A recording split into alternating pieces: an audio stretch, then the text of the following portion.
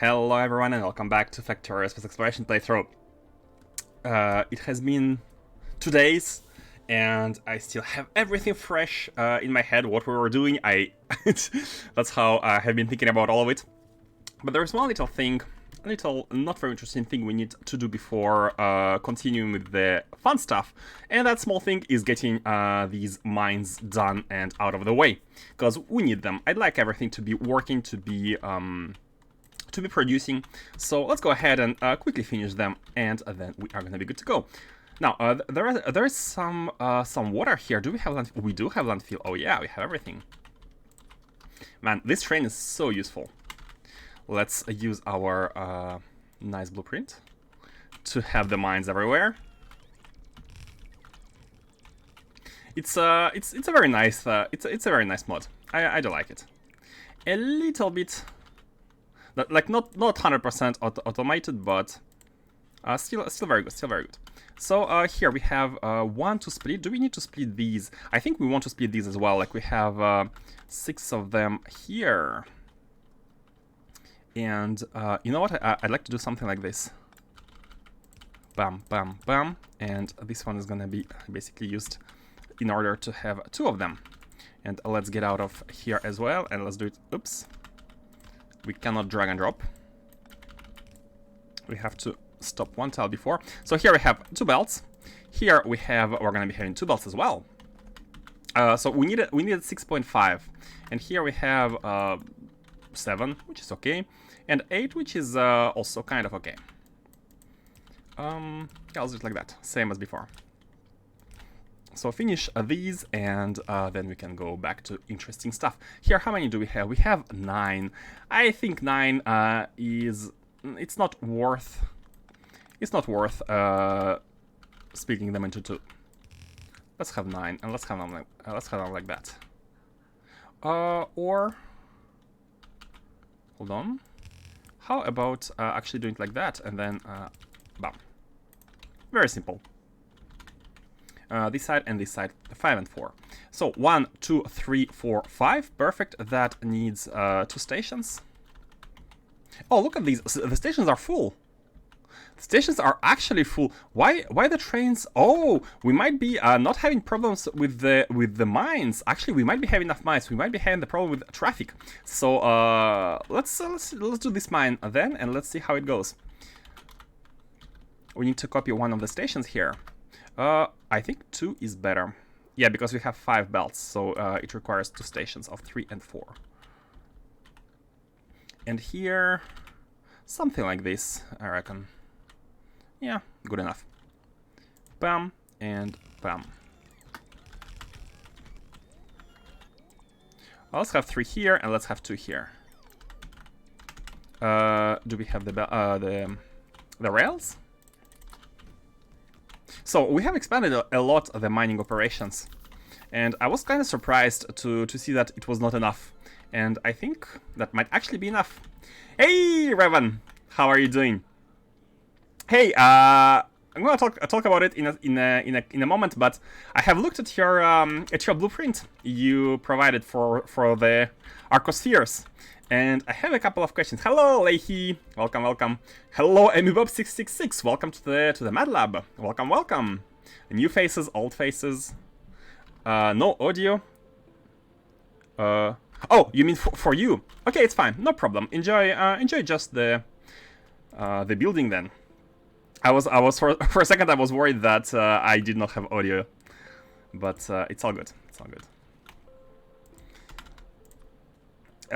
Yeah, so let me finish these small improvement here, and then let me have a talk about Revan's solution for Arcospheres. So as mentioned the other day, we're gonna be having a review of Arcospheres solutions of different people, but for now I'd like to just have a look at the Revan's one, because there are some things I didn't quite get.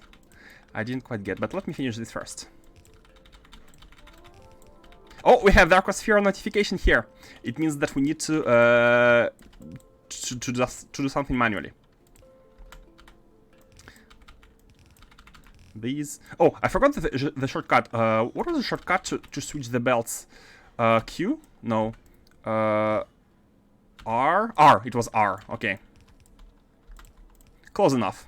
Next letter in the alphabet. How should we do this here? Like, if this one comes here...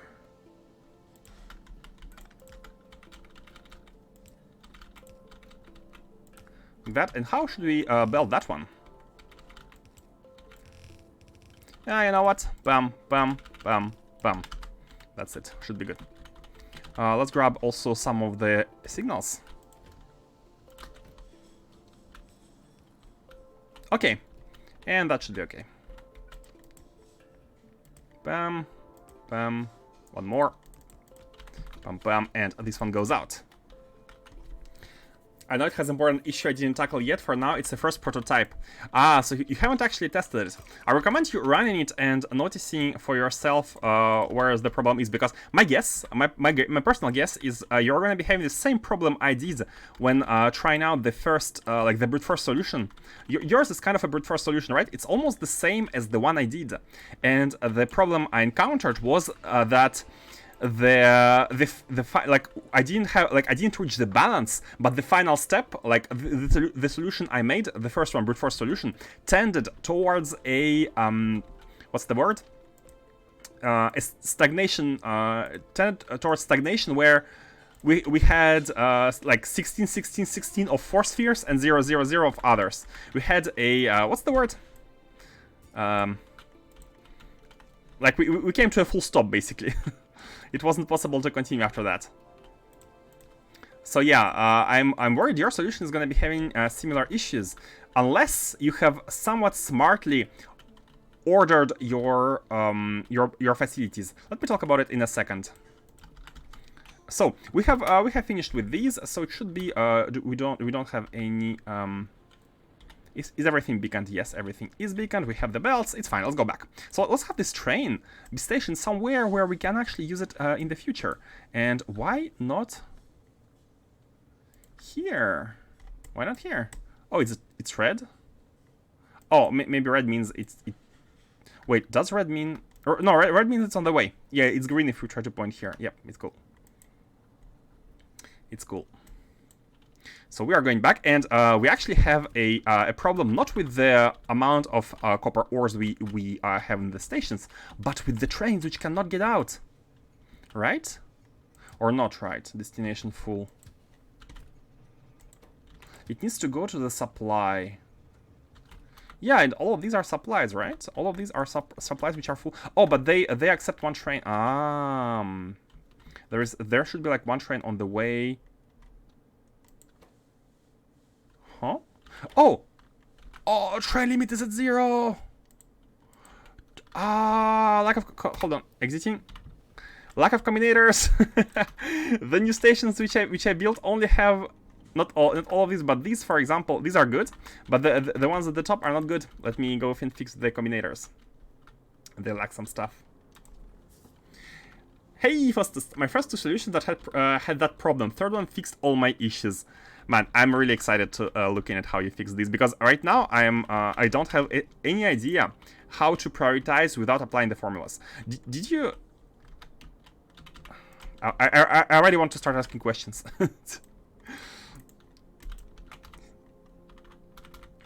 And let's get that one for that mine. And should we go ahead and finish these 3 mines, or should we do it later? Oh, the train is all the way there. Okay, let's do 1 mine. Let's do 1 mine. Let's do 1 mine. Have these 2. 1 more mine.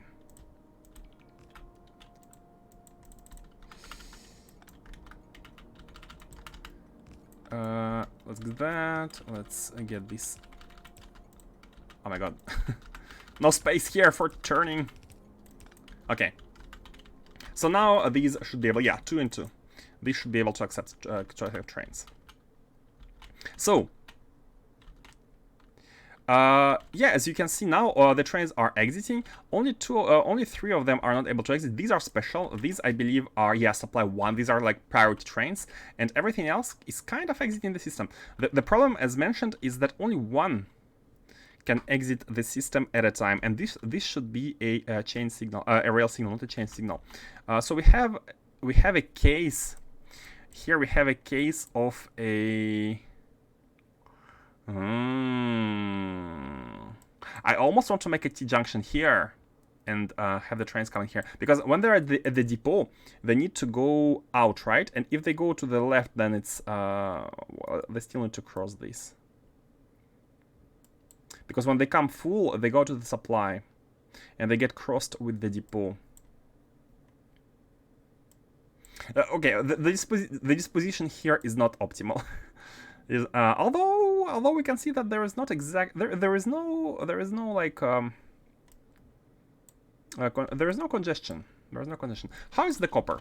The copper is fine. We only have the 2 last bills which are not working yet, because by order of priority, like which stations here get deliveries depend on their distance with the suppliers. So like these ones have priority. The ones which are most the closest one to the suppliers have priority, and and these ones are kind of the last ones. So the bottom one is the last one to be supplied. And actually, we can see the ores finally reaching the bottom one. So I'm gonna go ahead and assume we have enough. And let's do the remaining part once we have issues again. So yeah.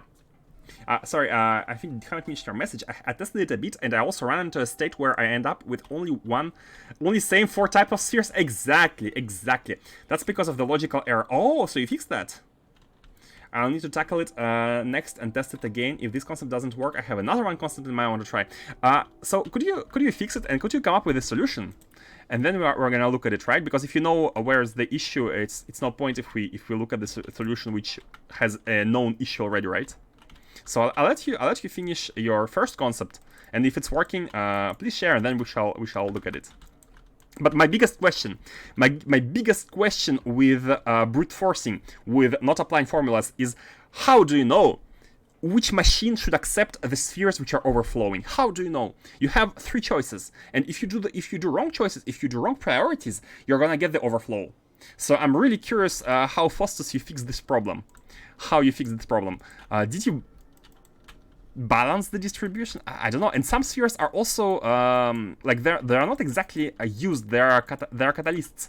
They're converted and then reverted back, right? So I have no idea how to solve this. Like by mechanically, automatically. Let's go ahead and deposit some of the stuff we have in the inventory, and I think we should be here. We should be done with Novice for now.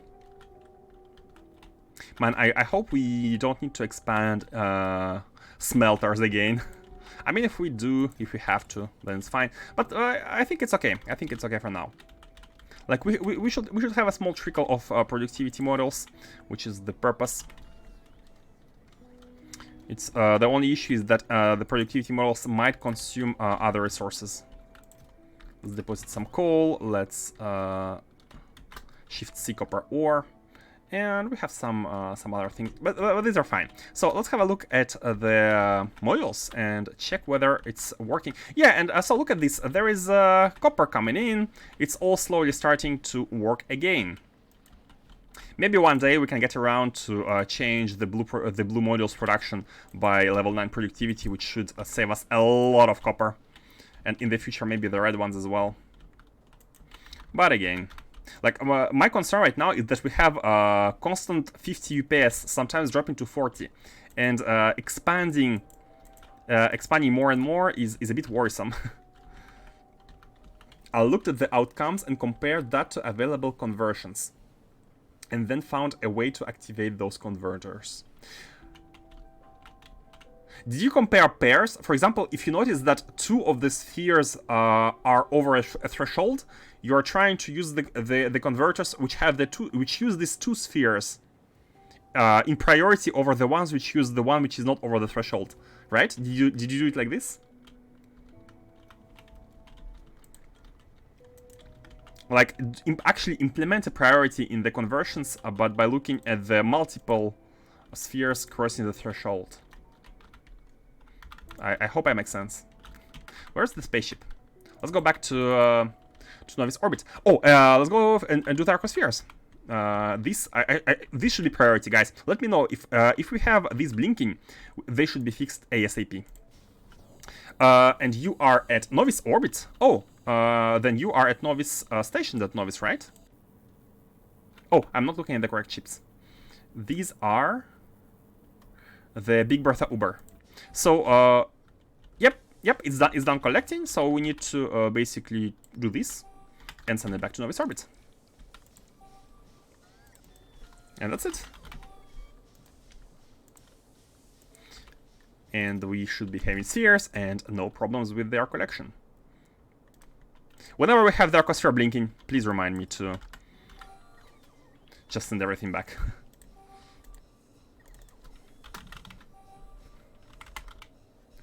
Okay. Asking for the answer or still waiting? Just a yes or no. I don't want to delve too deep in the details because we're gonna be having a dedicated stream for that, right? But I'm so curious about this. Oh, that's not the correct one. For some reason, there were signals lacking here.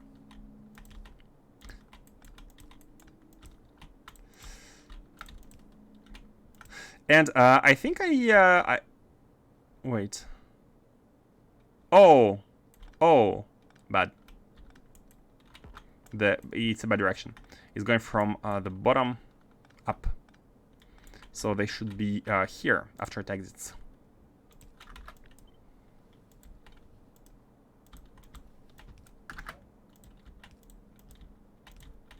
Something like this.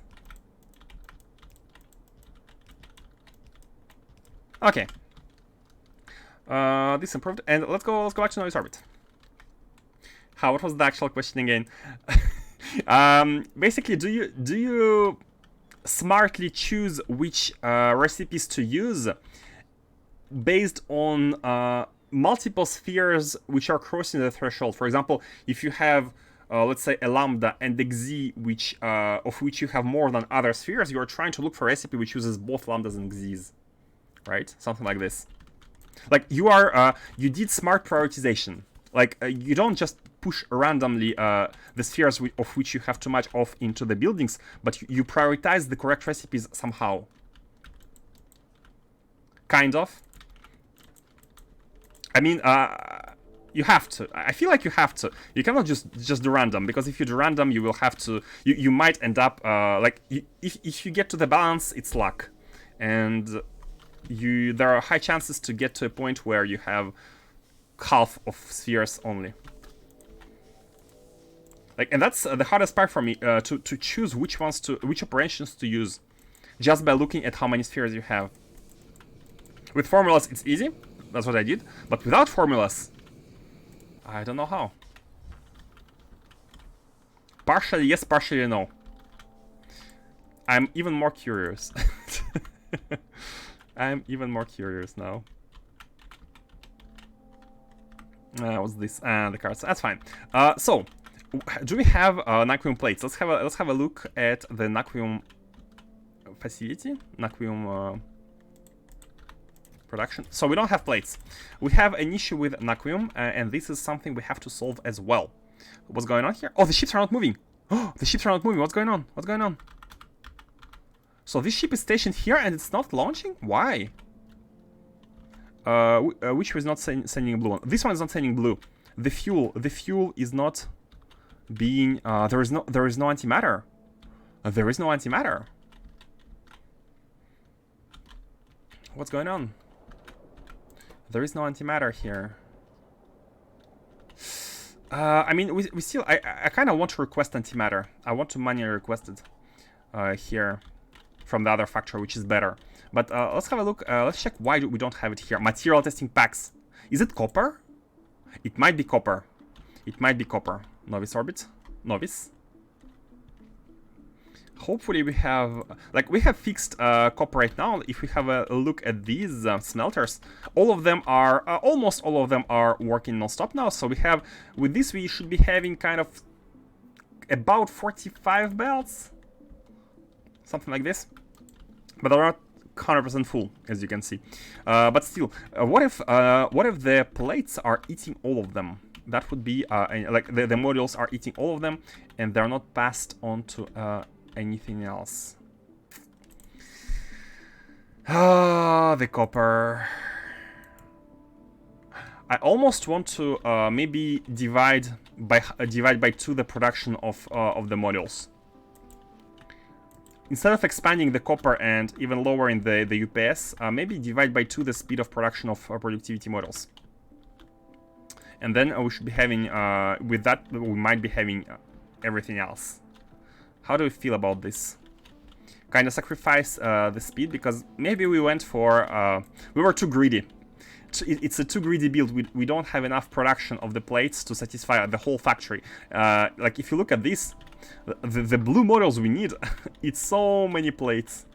They eat so many plates, and it's not even full everywhere. Yeah, no, I think it's a good. It would be a good thing to do, because if not, we won't have anything. We won't have anything. And slowly we should be accumulating the productivity models, and maybe one day we can get around to enable all of the blue circuits, and then with productivity level 9s, and with that we should be able to. And by the way, because we don't have the material testing packs, we cannot even have antimatter here. The ship is not being refueled. I think it's okay. It can make another liftoff from Novice, but not 2. So let's. Oh, maybe we can disable. We can cut the production half using. Without having to go there manually. So these are the models. Models we don't touch. We don't touch. Oh, sorry, circuits we don't touch them, but we need to change the models. And actually, I have an idea how to disable it from distance. Only if I remember where they are made. Oh, here. Okay, so this is the issue. They ask too much resources. Too much resources are going in. So a simple thing to do here would be to basically, we can invert a belt. We can cut it in 2. And by the way, this is not. Oh, these are blue circuits. Yeah. Man, we will also going to be waiting until blue circuits are buffered. Until they're properly buffered. Maybe even completely disable the models just yet. Yeah. Let's disable the models, and the disabling can be done very simply with this ugly toggle. And this will still buffer the blue circuits though, but that's okay. This will stop the consumption of the red and greens, at least here, and we shall see. Let's see how it goes. And how many of them did we make? How many of them do we have here? We have 11. Oh my god. They eat copper. We have 11, and how many do we have? Oh, I forgot where I stored them. Oh no, we have used all of them We have used all of them in order to be able to produce for a secondary factory of Naquium, which might have been a mistake. Too much consumption of modules. Okay, with this, let's improve the orbit here, and let's have antimatter coming from the factory which actually specializes in producing antimatter. We have it here, so we can ask for trains delivering antimatter directly to the station so that we can help these facilities. So let's do that. We need to take all of the resources. Can you just cut out the demand? Cut the demand. They will back up after a while. Cut the demand. You mean in the rocket? Because they will still be buffered in their chests. Or cut the demand of blue circuits. I mean, my concept was simply take spheres from the biggest pile into conversion cycle and get it converted to something else and feed back. If it's still too big pile, insert it again. It's very hard to balance on low scale, but the bigger the deficit is, the more will be converted into other spheres. That was my thought. Problem with this, I think, my first preferred solution was very similar to your idea. Just take whichever you have most of, put them into some facilities, and hope for the best. Basically, cross the fingers. And the problem is, it was not balanced. Like, we needed to pick the correct facilities, because by picking the random ones, we ended up in a case where we only had half of them. The demand of the models. The demand of the models. If we, instead of doing this, if we remove the demand of the models, then we're going to be having this chest buffered, right? So, like, the factory is going to be offline for a longer amount of time. But with this, it's going to be, we're going to be fulfilling everything a bit faster, I think. Which is why I have cut the production completely. But yeah, they basically achieve the same, but with a bigger initial buffer for one. Let's request let's request the antimatter from the antimatter factory for now, because all ships need it. If we don't have it, nothing is working. Let's go and get the... oh, where are the trains? Oh, we have some trains here. So 2 trains, and we need to build a station. We also need some landfill.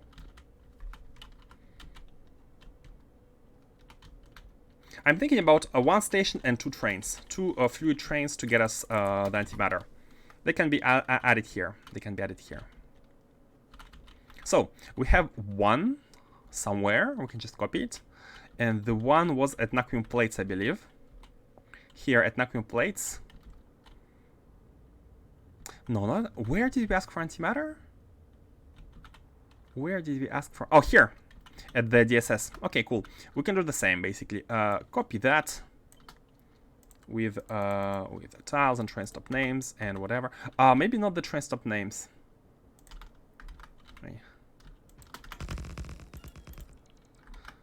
Yeah.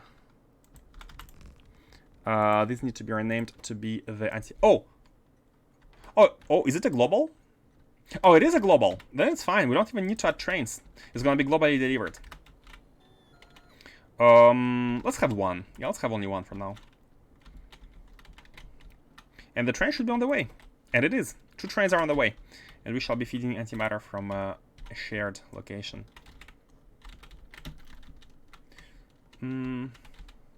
So I have a lot of stuff on hands. But that's okay. Should we... yeah, let's deposit all things novice and get...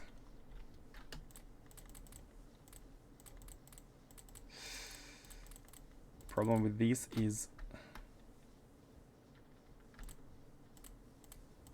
should be good. Is there anything we're lacking?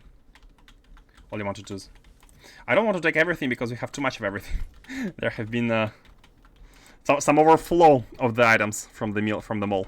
So here we go with the new antimatter provided, and we can just feed it in without any kind of priority. I don't think it's necessary just yet. And the ships should be able to leave. Very important, or else nothing is working. I do want to have... should we go and remove all the productivity models from the... This is really concerning. The fact that we are lacking more blue models for everything. Let's have a look at the factory. Let's have a look what happens. What happens if we have a factory producing the blue circuits here, but with the optimal settings? What if we use productivity 9 modules and speed 9 modules? Oh, and level 2 beacons. We can make level 2 beacons. We can have absolutely everything. So let's have a look at how many machines producing blue modules we need. Remember, in this the initial case, we needed basically 5.8 items. That won't change. We still need 5.8 items per minute. But look at the amount of machines we needed: 184 machines producing blue circuits, 400, 180. But let's say 200, 400, 200. Now with these new preferences, with the ultimate stuff, let's see how many machines we need. Because if we are able to, and also let's have oh, I removed it. How much copper was it? I think it was somewhere around 120k of copper plates, if I remember correctly. So let's remove these, and now after we click, it should be using the ultimate stuff. And look at this, only 50 machines here. Let's have a look at the models.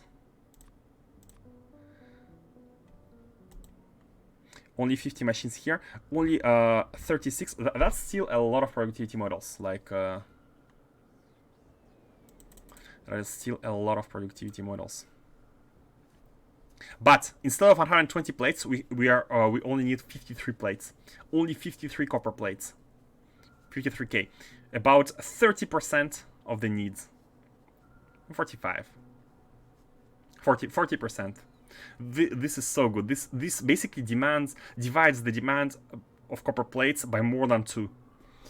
If only we were able to go get around and build these. And for that, we need the items at the mall. So let's go ahead and start producing the beacons and everything. Guys, you might have noticed, but I'm always eager to add more production and not too eager to add the resources, which is not a good thing. But let's see how it goes, because we can use the new production for. It really bothers me that the only way to scale up everything and have more of everything is just horizontal. There is no like improved recipes or improved chains we can do. It's only horizontal. Like, just add more of everything. 150k, yeah, indeed. So as I remember, it's like the demand is cut by 2. About 2, yeah. Let's do the beacons. So basically, having level 2, tier 2 beacons will allow us to get even more speed models in, and this will allow to save on productivity models 9, basically, if you are able to do that. So let's do the recipe. What's the recipe? I don't think we need to do the factory planner for these. We also need processors, which use 1 tesseract and 1 quantum processor, and a bunch of neural gel. Let's make the beacons. Level 2 beacons. And, oh, these supercomputers. I mean, are we still making, like, hard making cards? Let me check. Are we hard making cards here? We kinda are. We kinda are hard making cards, and we have these recycling going. Ah, no, we're not hard making cards. Cards are actually full everywhere. Cards are actually full. Blank cards, so it's not exactly urgent. After all sciences are working, this will be urgent. I'm holding onto researching stuff, by the way, because there is nothing in particular we do need. Display science, mining productivity could be great. This one could be good, but it's not exactly a necessity right now. Or should we start? I think we could do it. I think we could get started with this one.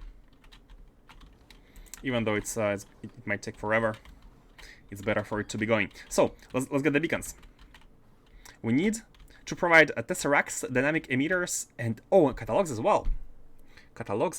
Do we? How many level 1 catalogs do we have? We might have a buffer. They might have been buffered.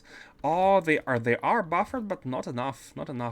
And the mining productivity here is using only level 3s, which do use level 1s. We don't have enough buffer of catalogs. I mean, we don't need many, right? We don't need many. Like, we need, what, 1 per beacon? We can just bring manually 50 or 100 of them. And, oh, science productivity. Is there a science productivity? I think I did it. I think I did the science productivity. Like, with these, right? The only thing remaining is movement speed, max health, crafting speed, and carry capacity, which are all not important. This is not it. 5% effectiveness. Yeah, I think I did it. I did it in priority. How is it called? Research. Productivity. What was it called? I think I did it. Intelligence, yeah. What? Yeah, that was it. Increases learning gain from each science pack. Mining, yeah, mining is the second best. Okay. Do we have the green stuff? The dynamic emitters. superconductive cables we do have. I'm not sure we are providing dynamic emitters. Let me have a small request here and check whether it's yellow or red. This one. It's yellow! It's yellow, cool. Disable. Cool, so we can make it. We just need to deliver tesseracts. Let's build the delivery train.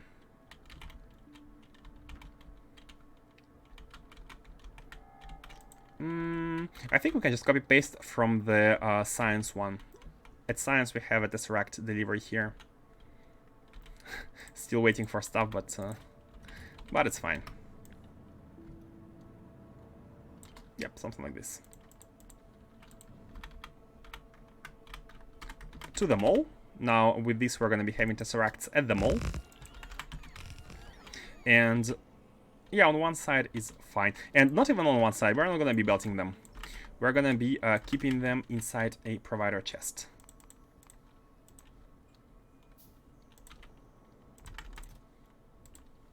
Tesseracts. Yep. Let's have this one copied.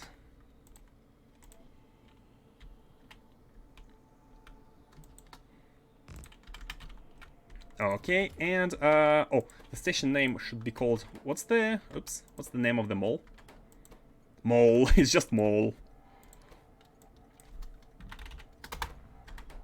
Mall. Oh, why did I use square brackets here? I think it was always round brackets. Should we normalize? I think if we change here, it should change everywhere. I mean, it should change the train. Yeah, it changed the train. It should be normal brackets. Okay. So we have these. Storage warehouse. And connect this. And finally, we need a train. Let's get to... I think one train is enough, yeah. And make the beacons. And I almost want to remove the productivity level 9s from the secondary Naquitite processing, which we are making right now, and use them all on the new blue circuit build. I think this could be great. This could be super good already. We have received them? Yeah, we did. So we can make one train here. And again, man, this is always blinking. Hold on, let me remove it. Raven, close your eyes. Avert your eyes for sensitive purposes. It's been a while. To be honest, it's been a while since I haven't shot stuff, so I'm gonna invoke this right. Let's also shoot the delivery chest here. Shoot. Okay,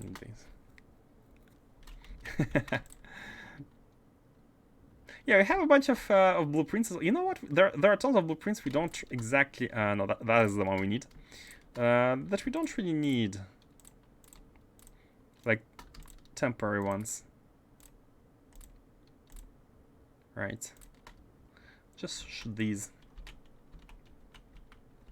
And somewhere else. Don't need them. How are we gonna do it? Let's cryo. Let's use cryo.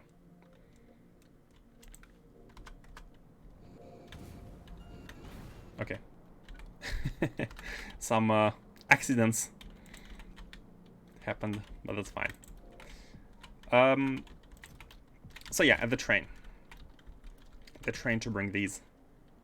And as you may remember, we have these stations at the mall, for the stackers for the mall, to bring stuff for the mall. So we can just copy from here. You know what? We can copy even with trains. We need to be careful to not have the trains depart. He keeps the fish. Do I keep the fish? Oh yeah, we have 4 fish. I mean... Okay, raw fish. Just ate some sushi. Why did I take damage? Oh, maybe it was because it was spoiled. And these need logistics, right? Oh, no, that was just a landfill. They need everything. Wait, and why these are not here? Like that, right? Okay. And now these two stations should have it. Oh, oh, they have bad name. They have bad name. Oh, did I just copy that one onto this one? Oh my god. Oh my god. It should be a stacker for mole. This should be a stacker for mole. A water ice stacker for mole. Water ice stacker, and it should say mole. Like that. And you should be in that one. Water ice stacker for mole, which should be instead of that one. Remove, and here wait for 2 seconds of inactivity. Okay, and now let's copy it here and here, but this one will be tesseracts. The tesseracts. And this one is unused for now. Same as this station. Should be unused. Now, why do you have the... Oh, the fuel is good, yeah. Why there was an icon? I'm not sure. But you are gonna be the Tesseract delivery one. So... I have no idea why the search fails. Tesser? It's fine, let's find them. Here. So you need to go to the provider until full. You need to go to the mole. Oh, did I just call it storage chest, requester chest? And you need to go to the... Oh, I didn't rename it. No, I did. What? This is Tesseracts, right? Man, full text search has issues with Tesseracts. Let me tell you that. And this one is, yeah, Tesseract requester, Tesseract storage. Why this train has issues? So this is where it should be empty at the end. And here it should be Tesseract storage. No, not this one. This is the other one. Tesseract storage. Where is it? Oh, it must be white. The first one. Yeah. Okay. So this one is in the middle. 40 seconds of inactivity. Okay. And it shouldn't be able to go anywhere because we don't have Tesseract. Which is okay.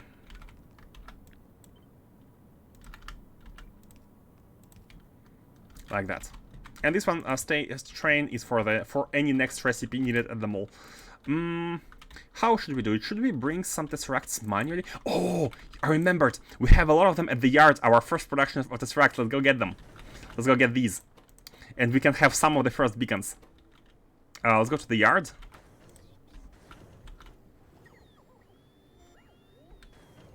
Come on, robots. Our robot went with us on the trip. So here should be a chest full of Tesseracts somewhere at the top. Oh, this one. No, this one. So I can take these, and these should be used as the first ones to produce the beacons. I think, how many do we need? 10, right? We needed 10. Let's now go to the deep space and, not deep space, the Arcospheres, and take Arcospheres? No, deep space to take some catalogs. Let's take 100 of catalogs.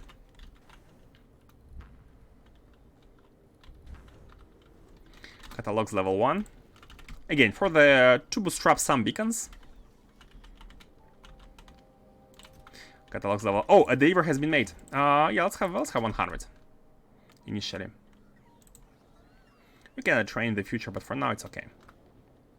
And finally, go to the mall and have some beacons level 2.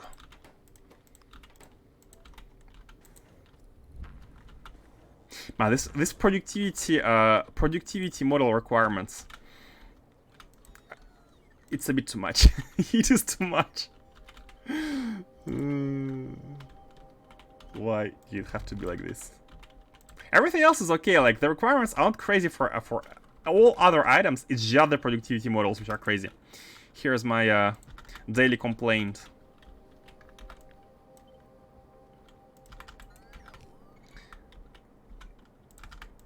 How many do we want? 40? 40 is okay. So let's have the beacons.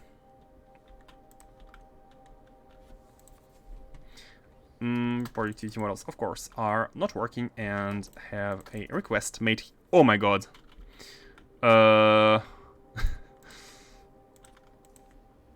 10. 10. 10 is like one row. This can be 50.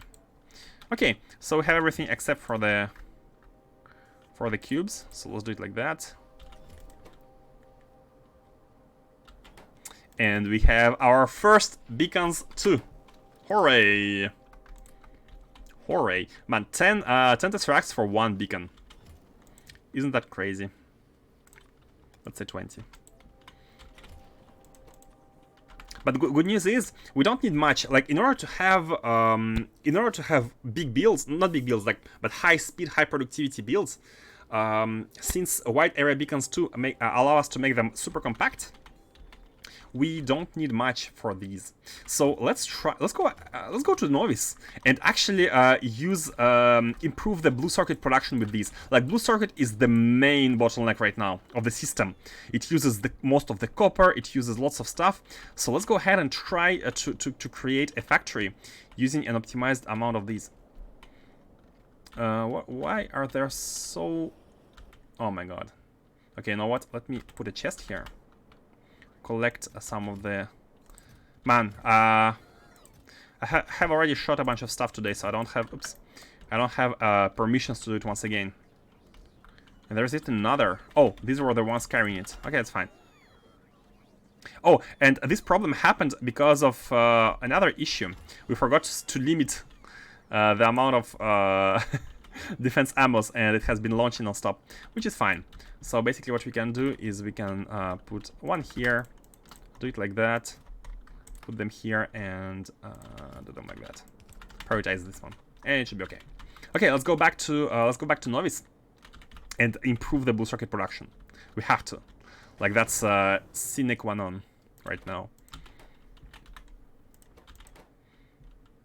And let's go to Morse first and collect all the modules level 3. Oh, before going to the yard, let's go and take all the productivity models 9 we have, including the speed modules. I hope we have speed modules. Do we? Oh, we do. Oh, so good. We have so many of them. Perfect. And 11 of these. The reason why we had so many of them is because we have used up a buffer of productivity of speed modules 3, which has been accumulating for ages. We have used up all the buffer and we have 120 models, which should be more than enough. The biggest problem right now is productivity. So let's go to the shipyard, hop into our ship, and improve some of the novice builds. It's really nice to have one particular item, such as blue circuits, which is basically using the most of the resources. This way we can, by improving this item production, we can increase the scale by a lot. We can reduce the consumption of stuff by a lot. So go to Morse first. Let's also deposit some of the... I don't really want to deposit space stuff. We have space in the inventory.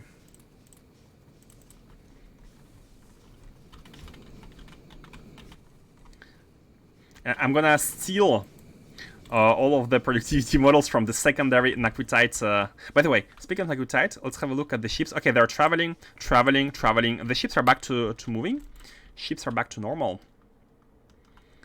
And the idea, disable robots.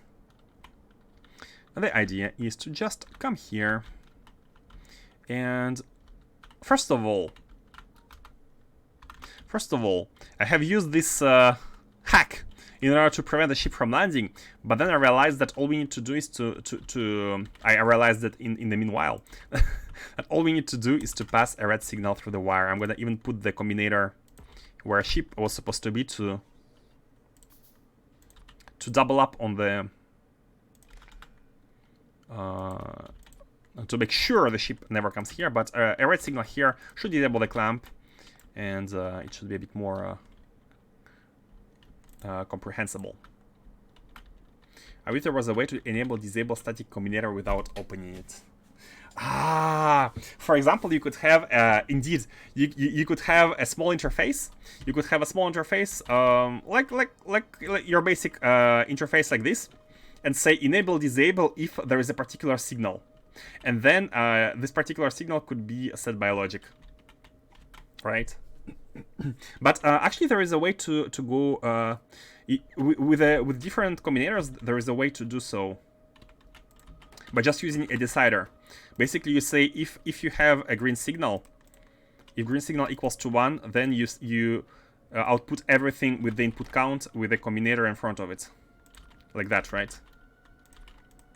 So whatever you have here, whatever items you have in this combinator, they're only going to be passed through this one if there is a green signal. Basically, make a condition to have the items. So it's not too hard, but I mean, like for your shuttle in orbit. Oh,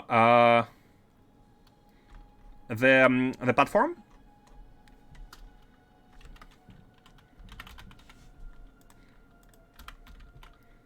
This one, right? You're talking about this one. Disable Y and yeah. Okay, exactly, yes. But we still need to. There needs to be a manual input somewhere because we need to decide where we want to go. So, like, how to make it so we have to do the least amount of manual actions and still be able to specify the input. For example, if it was possible to have, I don't know, like plates, you know, you walk on a plate and it triggers, like in Minecraft, you walk on a plate and it triggers the signal. We will have top plate for a shipyard, top right for the other one, so we just have to walk above it and it says the destination. It sets the destination. But it's like, I don't know if there is any way to, like the one in manual act, like there are a bunch of manual actions that can be done, but if you have an idea to improve, to reduce the amount of manual actions like disable, enable, I'm all ears. So let's steal some of the red. How should we steal them? What's the best way to remove them? I think the best way to would be. Okay, never mind, because these are request items. You know what? We shall just say module inserters. Oh, before that, we need to configure them. So, oh, that's fine. We have only two things here. So if you do the module inserters on these, it should remove them. No, what is right click? I don't know what right click. No, it doesn't remove them. Can we specify that we want none? Like, pick the building and specify that we want nothing, no? Or just say empty, maybe empty, that's how it works. Oh, that's it, that's it. No, don't take them, don't take them. Don't take them. That's how it works. If you have basically an empty building, it means you want this building to be set to nothing. And if you have nothing, then it means no effect. But in this case, we want the building to be set to nothing, so we can steal the modules. Let's get all the productivity. From here. And of course, it's fine, since we can steal them right after.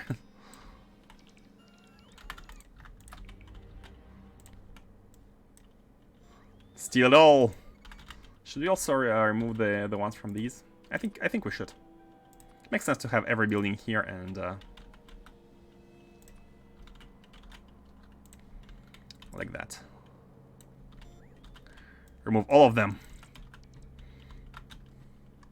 So basically, what we are doing right now is admitting the mistake. I'm admitting that the scaling of Naquitite production is not as important as the improvement of blue circuits, because if we don't have blue circuits being produced non-stop, we won't be able to have productivity models being produced non-stop. I'm really not a big fan of having to. Oh, is it a strong box? Oh, okay. So yeah. So how many do we have? We have a big bunch. Is there anywhere else that I forgot to take them? There is the beacon here. I mean, we have a lot of speed models, but still, this factory is on hold for now, which is fine. Glass can be produced. This is no big deal. Okay, I think we're good. I think we don't have any. I'm not seeing any other productivity models on these in these locations. And now let's go to Novice and get these improved blue circuits. And as a bonus, it should also decrease the, I mean, improve the UPS a bit, because we're going to be lowering the amount of machines. Although, just a bit. So, yeah, we have enough stream, we have enough fuel to go directly to Novice.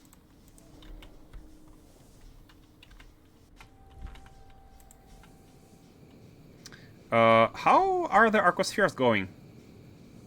Oh, after these arrive, wait. Why don't they meet anything? Can they land? They're not landing. Novice orbit. Oh, no fuel. What do you mean? Did I launch them without fuel? Oh my god, where are they? Guys, we have a rescue operation. We have a rescue operation. Urgent rescue operation. How did that happen? Where are they on the star map? Big Bertha Uber 2 is here.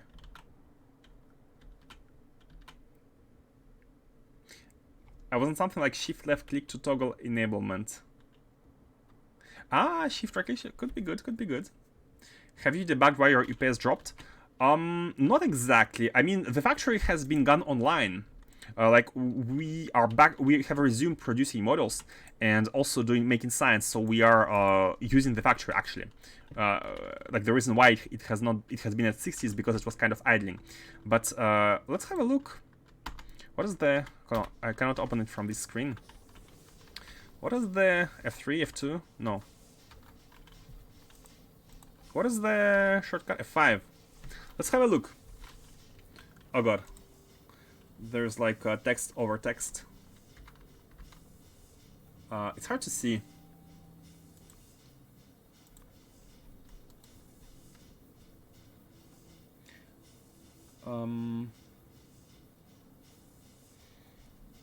I'd like to see the per module, but there are so many text. There's so many text above it, so it's it's really hard to debug. Maybe I was thinking, maybe for example, mini loaders. If you can find mini loaders anywhere, or maybe with F4 we can just remove some of the text, right? Yeah.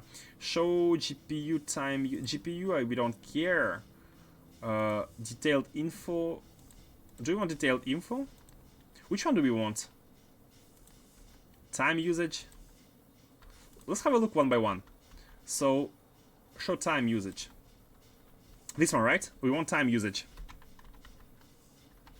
And let's have a look. So update is 21 indeed. So update means the amount of time one cycle takes, and this is milliseconds, and it should be at around 18. 60 divided by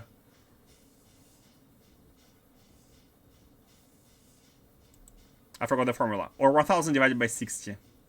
Something like this. So it should be at something like 18 milliseconds in order to have 60 FPS. And here, game update is already at 19. So game update is the biggest one.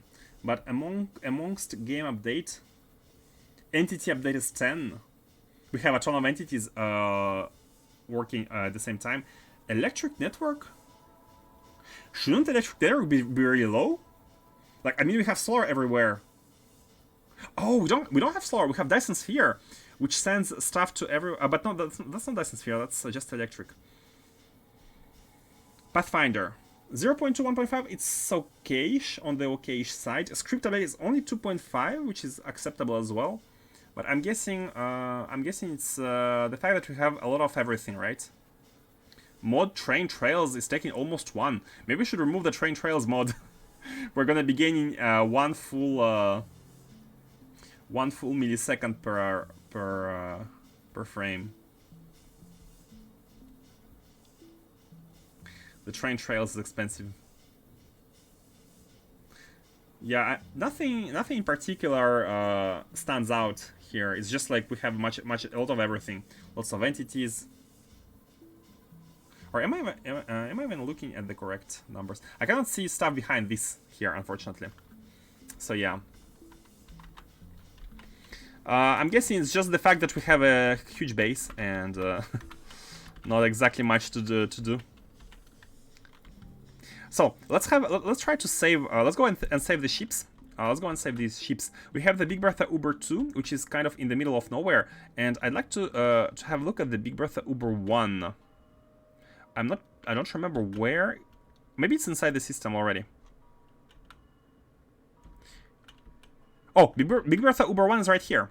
We can go to Big Bertha Uber 1 and easily debug it.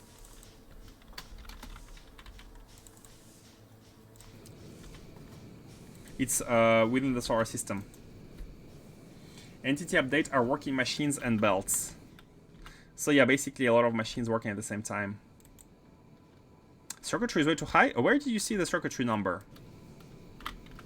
Hold on. End mode, it's wait, F4, F5. Where did you see the circuitry? Circuit networks, right? This 1.6. I mean, in the grand scheme of things, 1.6 is high, but it's. I wonder what is the circuitry which would be like updating every single tick.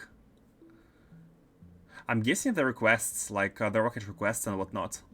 We have a ton of circuitry going there. Like every single sushi rocket is using a lot of circuitry. I wonder why electric. Like this is my biggest question mark right now. Why electric networks is at 3? What do you do? Like what do we need to count every tick for electric networks? Is it like does it include the water steam usage inside the turbines? Maybe. I'm not sure. And where's fluids? Oh, fluids is that's just manager. Heat fluid manager. So fluids are okay. By the way, guys, advanced fluid handling. Fluids are okay. I cannot see, unfortunately, because of these. I cannot see behind here.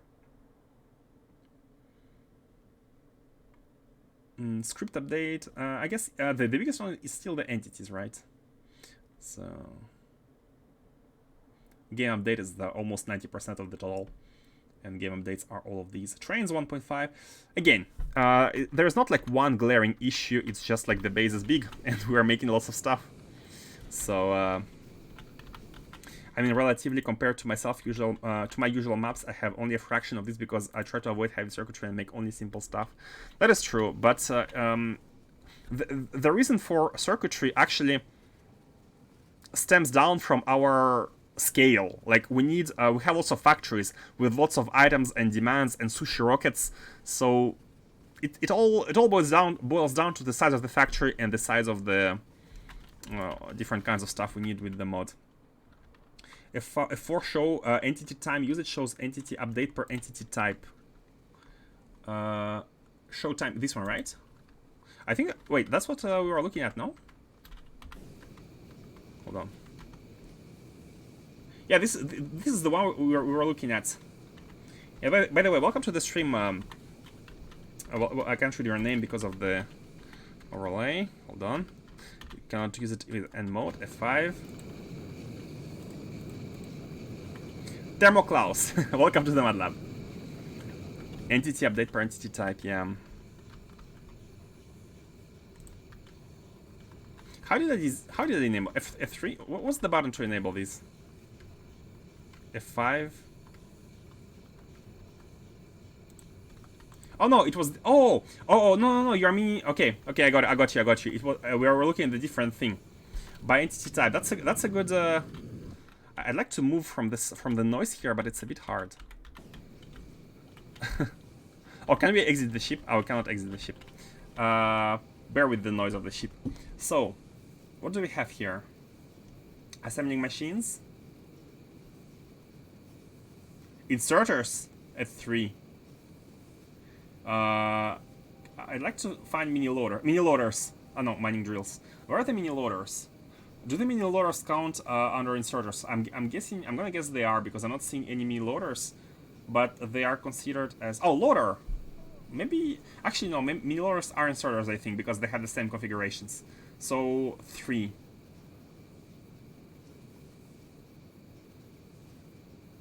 Yeah, everything else is okay-ish. And this total is appearing where? Like looking at this. Hold on, F5. Yeah. So if you click F5,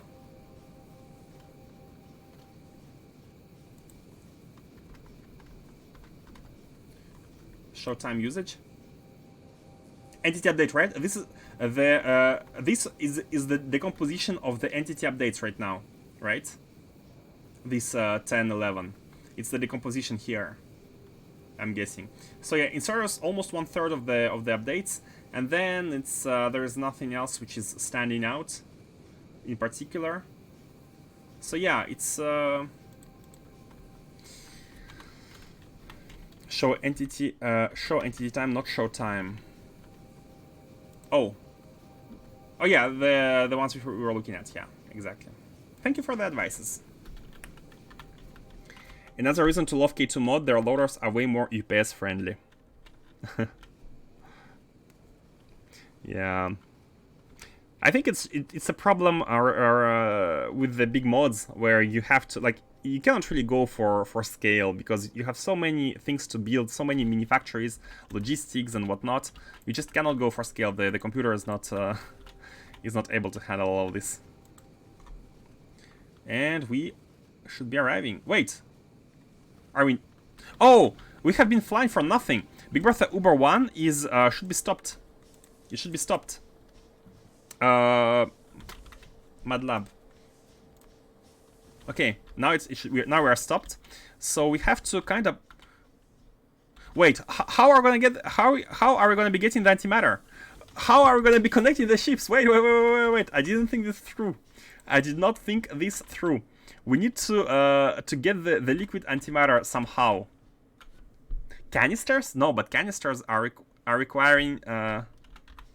I was under the impression that I would just land the ship nearby and connect the undergrounds. But no, it's impossible to land the ship next to each other. How are we supposed to get the antimatter inside? I'm only seeing this, but this requires super cooled stuff. This requires cooling. On the ship itself. You need canisters and a machine to unpack them. Unpack them here, right? So we need. Can you put supercooled thermofluid in some kind of canisters? How can you make a supercooled thermofluid here? What? Oh my god. What if we... Wait, so the ion engines were the second ones, right? And we have the ion stream. How can we... can we build some ion... what? Barrels. Hold on. Oh, by the way, it's a good opportunity to learn to use the recipe book, because I have added this one as well. Let's close Informatron, because we have it at the top left, and have a recipe book here. Control B. Okay, good. Oh, it doesn't work. Oh, it works only to open it, not to close it. Control Shift B to close? No, that doesn't work. Okay, never mind. So we want, let's say, antimatter. Stream. Cool. So we click and it shows information. It shows ingredients, product of antimatter stream, which is made using particle stream and supercooled thermofluid, or emptying the canisters, which also requires 100 thermofluid. So either way, we need supercooled thermofluid. Burned here, unlocked by. Okay. What about ion stream. What if we come with ion engines to replace the antimatter engines and bring the ion stream? Is it easier to unload it?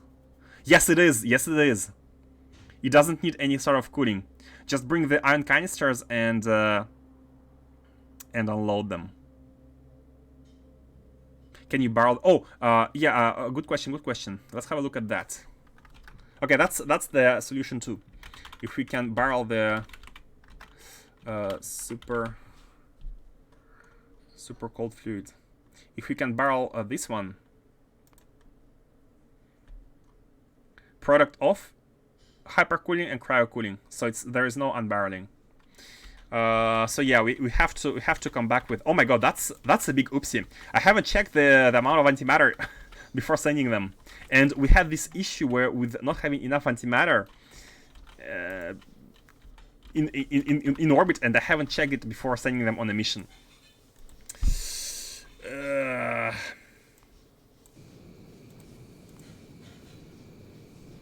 So yeah. Can we have them? Wait, where are they? Can it land on like a closest? It's still a long way to go, right? For example, if we task it to go to Snowdrop, how long is it gonna take?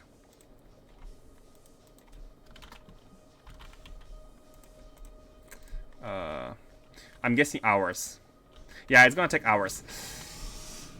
Okay. I got the lesson. I got the lesson. Is it easy to produce it? Plasma stream. Yeah, this should be technically easy. Should be technically easy. To make some ion stream, to barrel the ion stream, unbarreling is direct. Where is the barreling?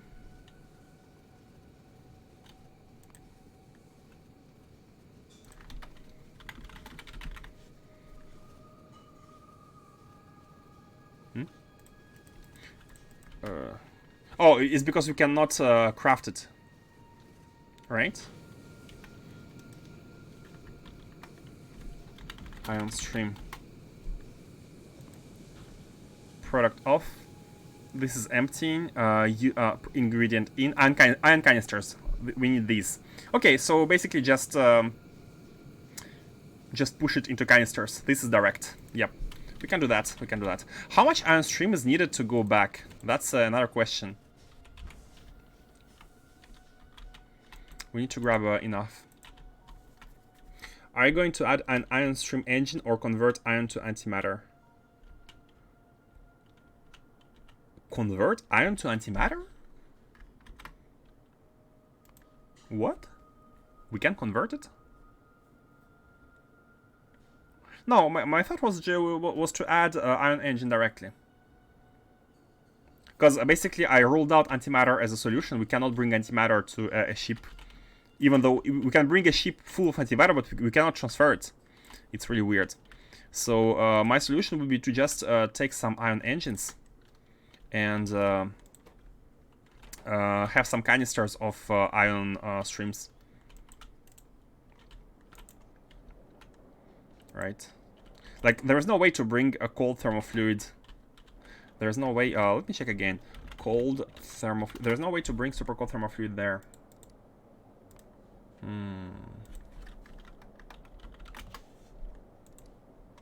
Super cold. This one, super cooled thermofluid. It's an ingredient of a bunch of stuff, but nothing. Like the product of only of the only recipes. Oh, can you bring like the basic fluid and slash and produce it there? Oh god. Is it hold on. Just looking at the feasibility of this. Okay, fill barrels. We can put the hot thermofluid into barrels. We can bring. Wait, we need cryo as well. If we want to be efficient. Do we need to be efficient? We don't have to be efficient. Yeah, we could barrel this one. We could barrel the basic thermofluid, cool it there, and use it to actually get antimatter. You know what? That might be a good solution, because we have We have already the canisters. I mean, we could bring more canisters. But yeah, ion engines seems like it's an easier task. It's an easier task. Yeah, I think going with ion engines is just easier. How should we...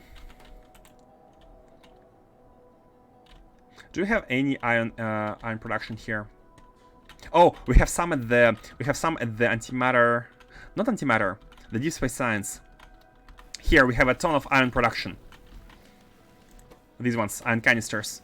So I'm gonna do this again, and basically have them buffered, and come take them.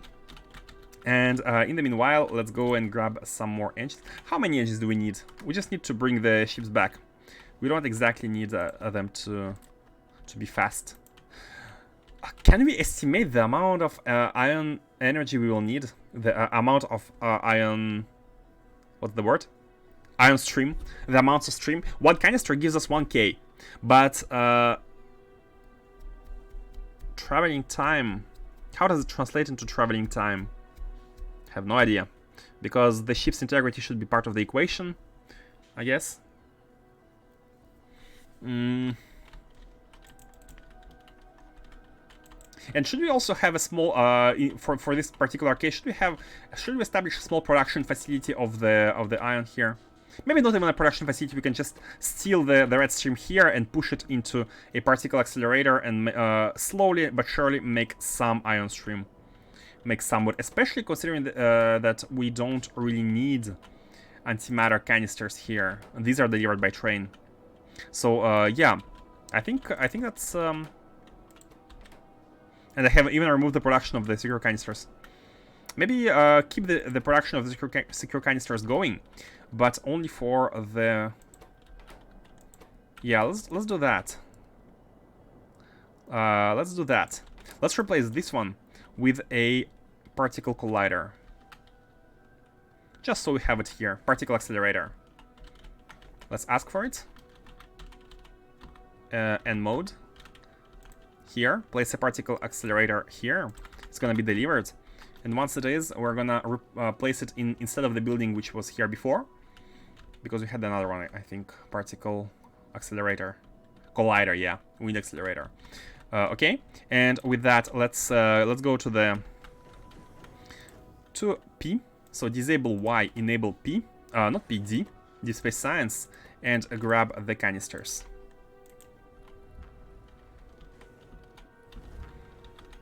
Like that. This is yet another production of this stream, but this stream is directly used. The canisters are made here. Yeah, look at how fast they're made. So hopefully this amount is going to be good enough. Okay. And let's go back.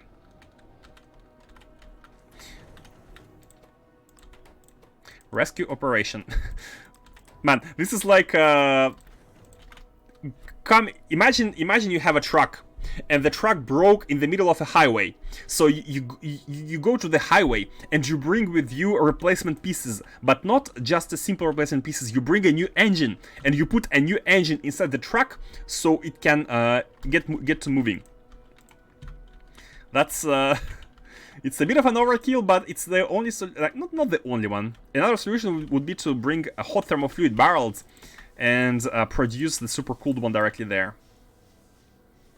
Push button? What is push button?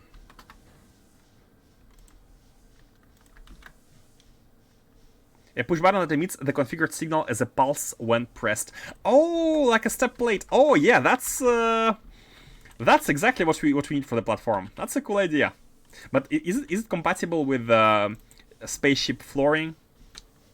Because it might not be placeable on this special tile. OT, downside of having a bird is your bird is eating half of your meal. Can't imagine that. Read the second part of the description. Oh.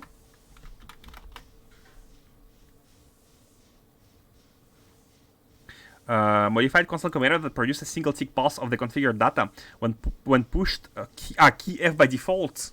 Oh, you push them manually. Also enables toggling constant combinators with the same key. Oh, that's convenient. Basically, you can just press the key to toggle them without having to open them. Oh, just for this feature. Could be really good. Push button. Okay, I'm gonna download it in between streams. Thank you for that. That's a good. It's not a floor plate. Okay, I had misread it. It's just when you press F on the combinators, right? Let's launch there. So we have the canisters and we have the engines. We should be able to launch. Engines. Yeah, we have them here. Okay, cool. Let's go to what's the name? Forgot the name of the ship. Big Bertha. The one first. We have enough stream. Wait, is it the one or is it two? Oh, it's the one. Oh, we can board. Because it says a destination. We send it to MATLAB, it's a destination. What if we press board? Okay, nothing's happening. Push button gets added to the combinators. I see. I have misread it initially. I'm gonna install it. It will make it. It will divide the number of clicks by 2. Instead of opening combinator and then toggling the button twice, we're gonna be just pressing F on the combinators. Convenient.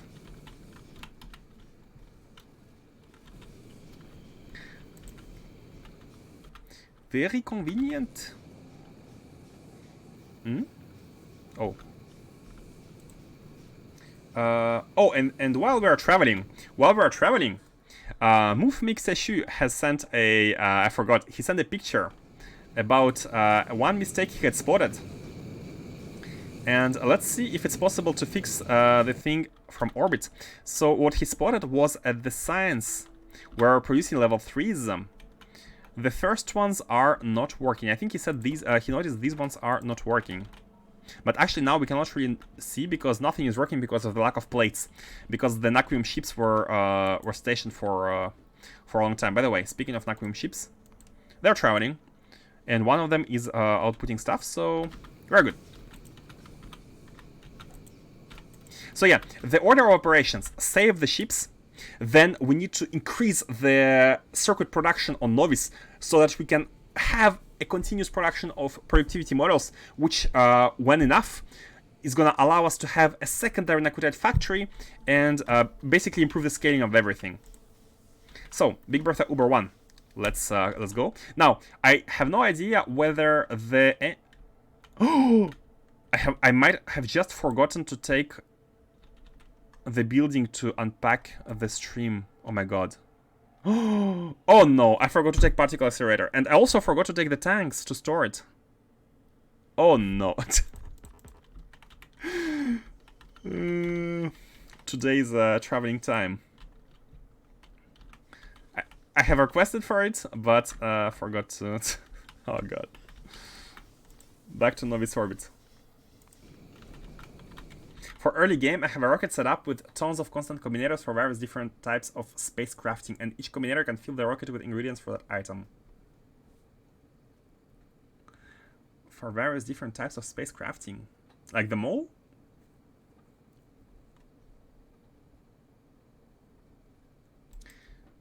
You're manually toggling what you want to insert into the rocket, right? If I understand correctly. So you don't have to automate.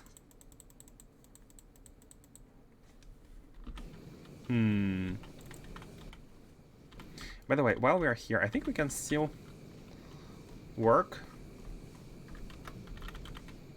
So I can enable one combinator defined for space scaffolding, and it will fill the rocket with the ingredients for that item, or 90k of that item. I wanted a way to quickly enable the combinators. Oh, so did you just found out about this mod while searching, or have you known about it for a while already? Because you are fast to find it. Have you been using it? So why would this not work? Yeah, just found. Oh, you're fast to find it. You are fast. Fluids are here. Hot fluids are these are here. Hots are out. And all the items are in. So if it's not working, then it's not because of the. Yeah, I think it's because of the input issues, maybe. Why is it bluish? Do you see this? Do you see this blue? Oh, it must be the animation, like the frame of the animation stopped at. Think of a GIF. Each machine is a GIF, and when it stops working, it stops as a particular image of a GIF, not a default image. I'm guessing. So let's get the particle accelerator. And should we also? Yeah, let's get the tanks as well. We need the tanks. Let's have one. We might need two. We might need two. Even maybe three. Oops. Ah. Wait. Okay. Like that. So right now, base robots are taking care of these.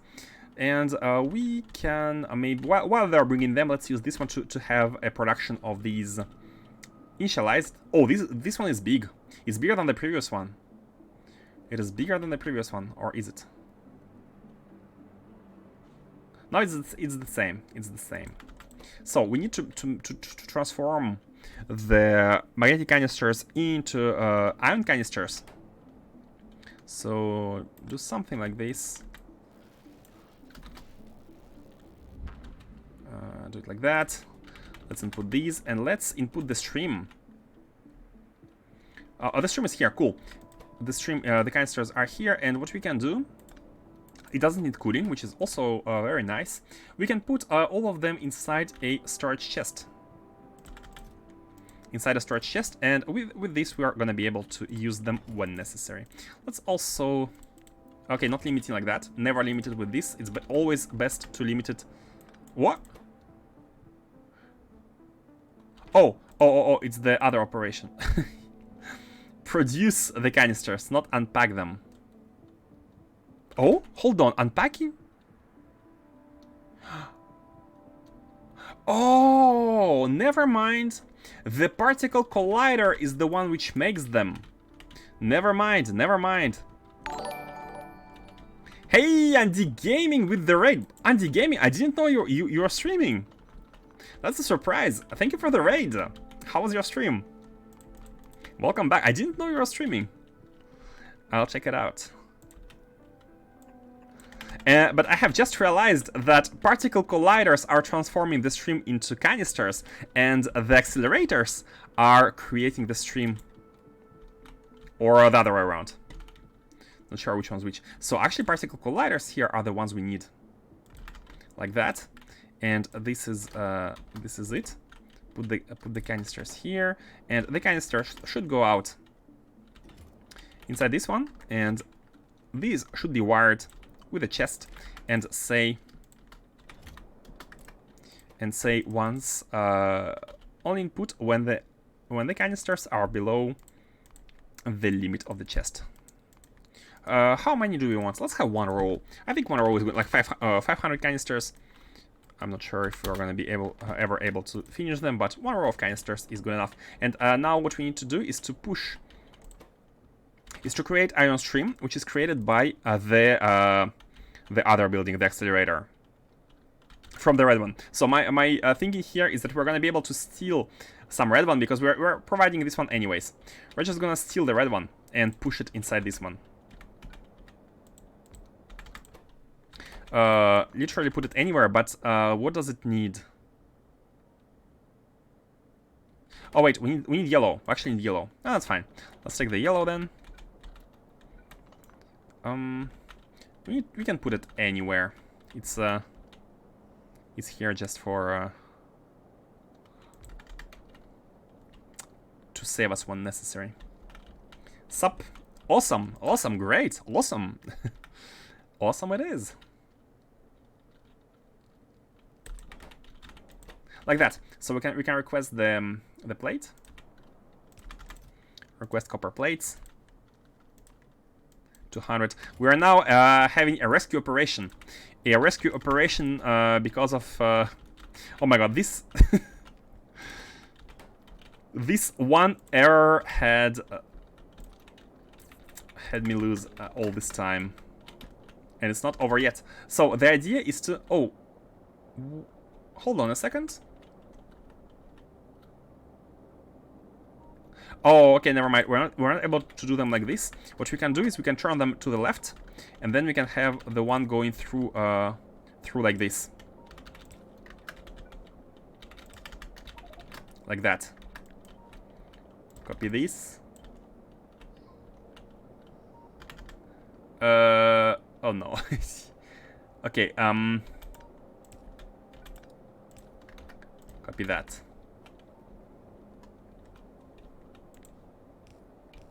Okay, copy this. It's basically we are using the secondary output of the machine in order to output the stream for our needs.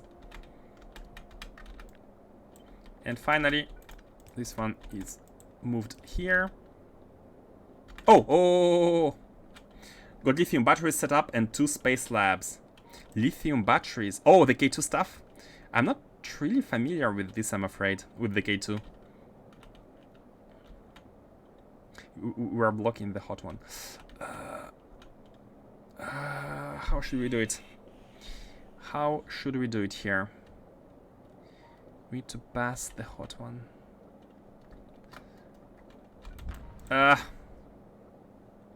Oh god.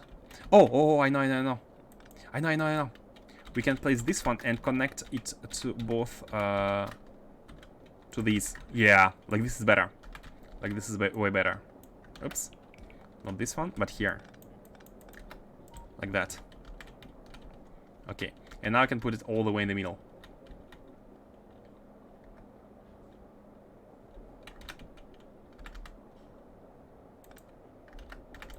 Like that. Yep. And finally,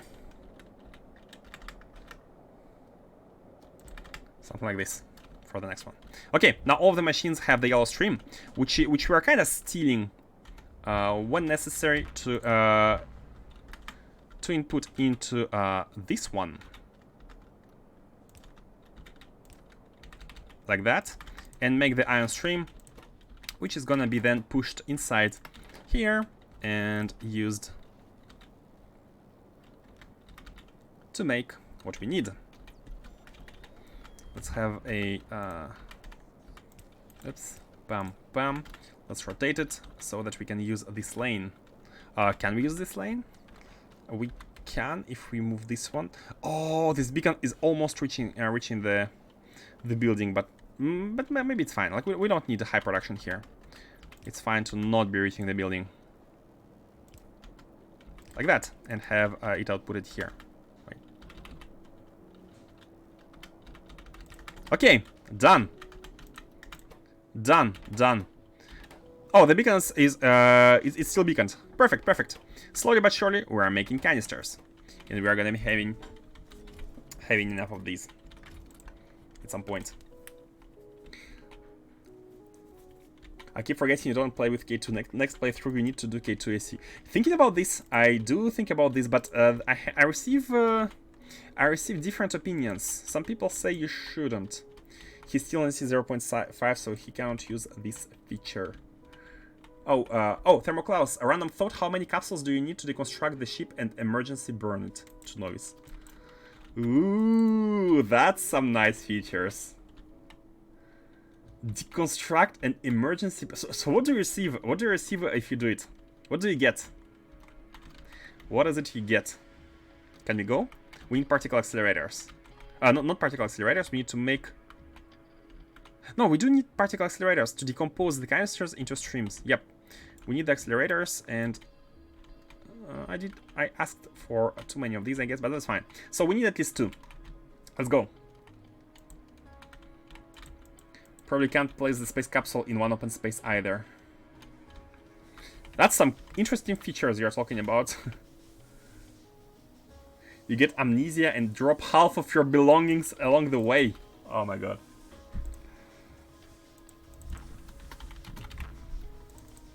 Okay, let's go save the ships. Save the ships.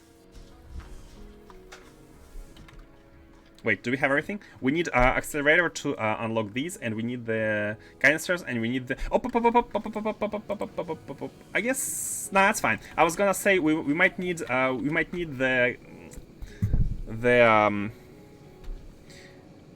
the tanks, right? But we don't need the tanks. We only need the tanks to launch from a planet. We don't need the tanks to fly. We just need the fuel inside inside the engines. We don't need to burn the fuel in order to fly. So it should be good. Without tanks. Hopefully. And good thing about this is these ships have a bunch of space here. They have a bunch of space which can be used to produce antimatter stream. Unlike other ships which don't. Man. What is gonna happen? What's gonna happen if we don't have... If, for example, one of the big Naquitite ships, which is flying with Naquitite... I don't want to think about it. But it's such a... It feels like a limitation. It feels like a mod limitation. The fact that you cannot land next to another ship and transfer the fuel. It should be... I mean, it does make sense to be able to do it, but you need to barrel it. Okay, it wouldn't make sense if you consider having underground pipes on the void space as being nonsensical. Never mind. I'm still gonna go with my assumption that it's the engine limitation. Not the engine, but the mod limitations. Okay, we have arrived. Big Bertha Uber, and let's get you to use... By the way, guys, it's gonna be the first time I'm gonna be using the ion engines. And I'm noticing they are smaller. They are smaller than their big brothers. Interesting. So let's remove these two, just these two, and place them. It's fine if it takes a bit more time to fly. Particle accelerator, perfect. We have space, and the two engines. Let's place them like this. Oh, we can actually go one tile further. Oh no. I don't have the walls. I must have them on the ship. Must have them here, right? Yes. Thank God. I have stuff. I have stuff. Board and rescue operations. So you do this, and finally, we need to unpack canisters. Let's also put some modules, because why not? And I'm gonna hope that 50 is enough. I'm gonna hope that 50 is gonna be enough. Again, I'm not changing anything, keeping them as is, because all we want to do here is add a new one. Like that. Put 50 canisters here, and just have a hand.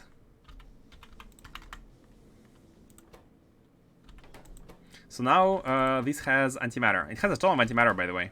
A ton. Should be enough. Should be enough. Let's see how long it's gonna before going. Let's board MATLAB and let's send it back to Novice orbit. Let's see how long it's gonna take.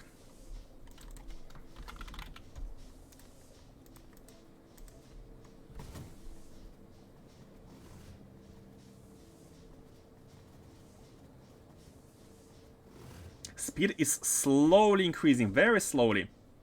Oh, that's... I have never seen this animation.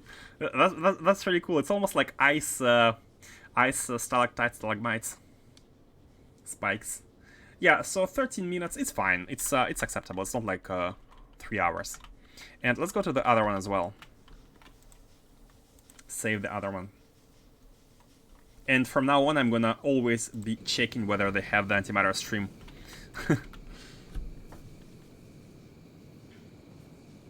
And by the way, at Novice orbit, I don't think 500 capsules is necessary, because it's gonna tank all of the... is gonna tank all of it, but maybe that's fine. 15, yeah, it's fine. We can have a buffer. Hey, Mr. D Books, welcome to the Bad Lab. I just went to get another beer and bleed and the fluid wagon, and Andy is gone. Yes, indeed, you have arrived in new waters, unknown territory. The Mad Lab. Welcome, welcome. Each time you launch a spaceship, it is deleted and then recreated on a new surface dedicated to that ship. Part of why you pay as tanks if you have a massive ship launching. Oh, maybe in that case, the platforms I'm making to warp all around the planet are not the best solution. You know what? I'm kind of feeling hopeful that this multi-surface operations is the part of what Factorio team is working on for the upcoming expansion. I'm hoping they're working on facilitating some of the things SC does, but in a more native way, a more UPS-friendly way, with their big expansion. Although they said it's like, it's still gonna be a mod, but they will change engine to adapt to new features. That's what they said. So yeah. Multi-surface is the evolution of Factorio. I don't know you guys, but I cannot think about anything else that multi-surface being a thing. Platform is very simple. It's when you get to 5k integrity, it hurts. Ah, because of the sheer amount of entities it needs to create at the same time. I see. Space Elevator also hurts UPS as it is deleting and recreating trains. But trains are like platforms, right? They are pretty simple. I mean, it depends on the size of the train, but... What's the time to destination? 4 minutes. So what can we do during these 4 minutes? Let's have a look at the next products. Let's have a look at the research. We are at 40% of mining productivity 12, which is very good. No, let's have a look at the research, whether it's going. I don't think it's properly going as we want. Novice orbit. I really need to start using the shortcuts because we have a lot of stuff. Let's have a look at the research. So yeah, the reason why we have 40 UPS is because of the sheer size of the base and the factories which are all working. So many things to be done, so many production to maintain. Some people are using trains with configs like 6 to 24, so they only have one train going up and down. I guess it's better to have one big than many small. Makes sense. Wait, how does it work? Because the elevator... Can you see the train like entering an elevator and exiting it on the other side? Like, are they created and... or does the whole train disappears in one instant and reappears over there? I wonder how it works with like long trains. Or are you seeing wagons disappearing one by one?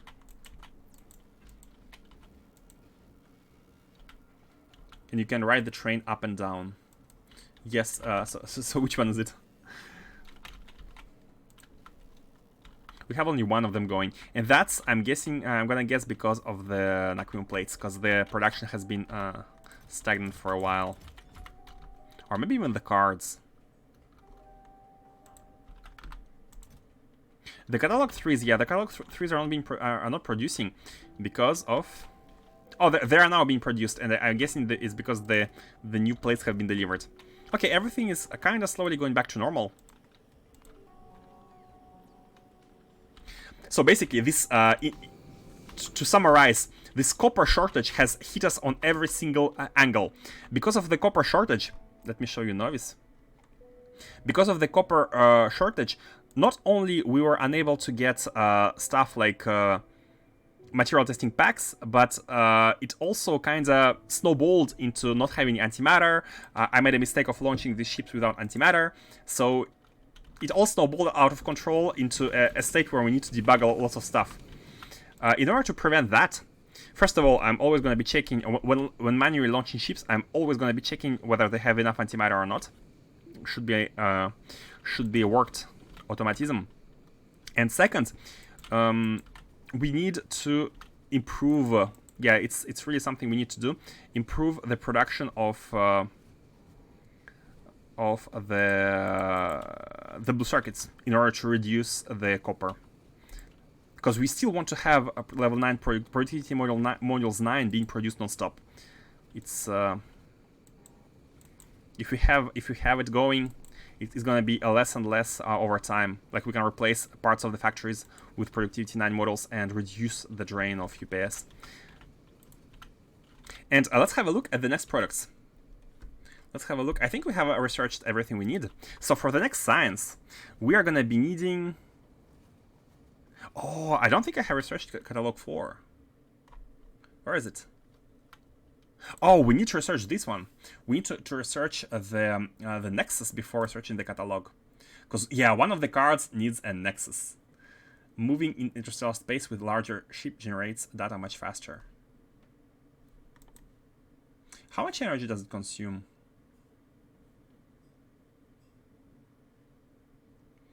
I wonder. And the next product we can make, the next Nakutite product we can make are the processors. And by the way, I don't think we have quantum processors anywhere in the production queue, anywhere in the distribution. We usually make them in place, which is not the best. We might be needing a factory for this. And look at this, processing units again. Although it's only one, so it should be okay. 1-to-1 and 1-to-1 everywhere. Yeah, having a factory of these and distribute it. Or we can produce them locally here. Let's have a look again. Recipe book to the rescue. Processor. Quantum processor. Where is it used? It's used in emitters and more black deep space splitters. Oh wow. So yeah, we need it at the mall, and we need it. And we already have it at the mall because we're making radar pylons. So...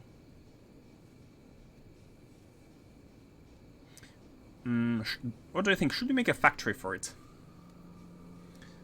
No help? Nexus feature stream content? I'm looking forward to that. Like, doing stuff I don't know about is super exciting. But on the other hand, like, doing wide scaling of things I know how to do and just doing it feels more like work. Discovering new stuff is definitely interesting. But yeah, about the Nexus, right now my thoughts is I wonder... So you need a faster ship, right? So you want to be as low in integrity as possible, but then you need to be able to shoot the meteors, of course, and you also need to be able to power up the Nexus. And oh, by the way, Informatron, does it say anything about it? In spaceships? No. Nothing. Do you think there? I'm gonna guess Informatron doesn't know. Like, on purpose, they haven't added stuff for the late game, because it's like up to you to discover, which is great. But yeah, definitely a Nexus ship is gonna be required to make the last card. By the way, should we, instead of doing productivity, should we first unlock the unlock what I think we should. Before doing productivity, we should unlock everything which is necessary, and that means Nexus and catalogs, and even the science. This is the next step after everything is fixed, so we want this to be unlocked so we can get started with any time.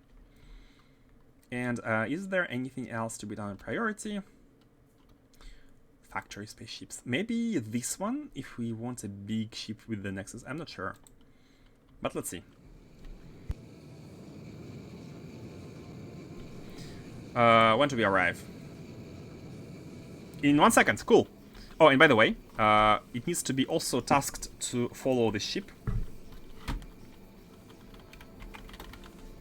Big Bertha over to the Mad Lab.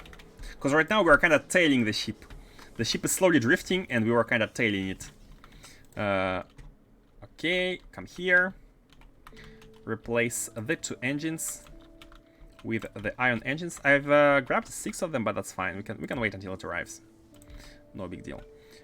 Do these. And then... we could copy paste, but it's easy enough, so it's fine. Saving the ship. Particle accelerator, put it here. Create this. Put the stream. So I'm gonna put everything like the 86 canisters we have right now. Put them here, and make sure. Hopefully, it's gonna be enough. And then transfer everything. Bam, bam, bam, bam. Okay, good. So we should be good. Maybe speed models. So the only problem here with the ship, the only potential problem is the ship running out of power. But as you can see, there is a ton of canisters, and this machine is using. It actually uses 420 megawatt, but not all the time. Not all the time. It has a spike where it produces, but it's fine because we are able to generate how much energy? We have 2 of them, so we can generate up to 1 gigawatt if necessary. So it's good. We are good to go. Board first, and then send it to the Mad Lab, to the Novice orbit. So yeah, antimatter engines are gonna be saving us from these events when the ship runs out of antimatter. This is how we're gonna be fixing them. And go back to Novice orbit. Okay, saved. Auto saved and ships saved as well. Wait, up. No. Novice orbit.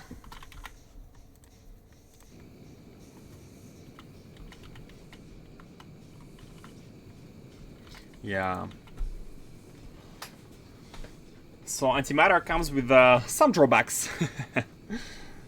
It's a bit less fault-proof.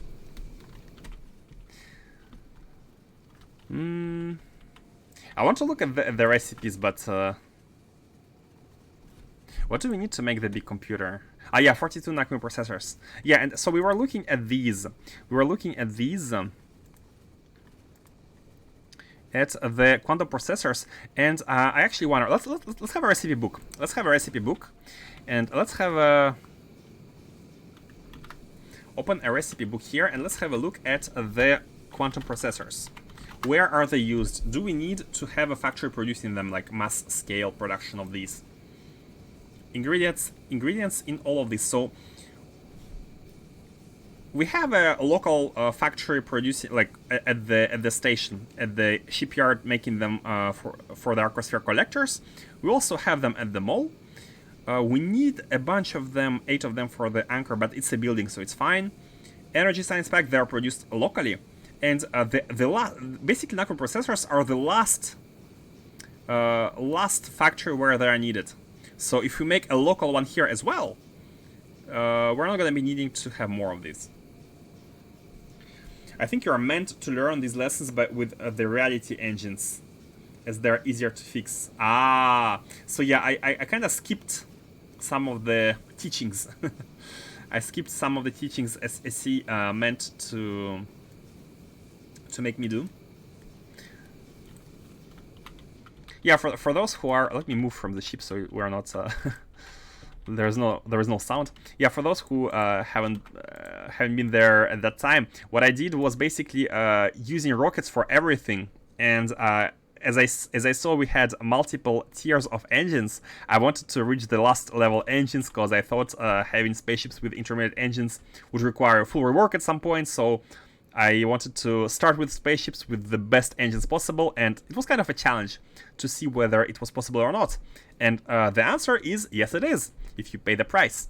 And we paid a lot of price in terms of rocket fuel to get the Naquitite from asteroid fields to Novice orbit, to get us some the last technologies needed for unlocking these engines. But it was worth it, I'd say. It was worth it because they are the best, right? I mean, I don't know the speed difference or like efficiency difference, but I just assume they're the best because it's the last tier and they are the hardest to produce. So happy about this. I don't even know the numbers, like how better they are. Maybe there are cases where iron engines are better. I'm not sure. But antimatter is easy to produce. All it takes to make antimatter is power. That's it. Because particle streams is just like sand, Material testing packs, again, like only one for 200, but it's like material testing packs are a bit of everything, right? It's a mashup of iron, copper, plastic, stone. But still, like one testing pack, a bunch of sand, and some of the previous stream, which is just stone. Oh, chemical gel, yeah. Chemical gel is also 10 to 100. So 20 chemical gel in this one. And it's 1 to 1 then. Yeah, 1 to 1. So yeah, it's still, I find it very cheap. All it takes, like the biggest part is energy, and we have a ton of energy. Speaking of energy, have we reached 1 terawatt? Have we reached 1 terawatt? Let's have a look. Not yet, not yet. Let's try to reach it. Oh my god, 1 terawatt of power. How many of you guys honestly have seen it in a game? I mean, I guess some mod packs must go higher, but I'm still proud. I'm proud of everything that has not been achieved yet. Let's lower the UPS even more. Hey, Robot Warriors, welcome back. Welcome back.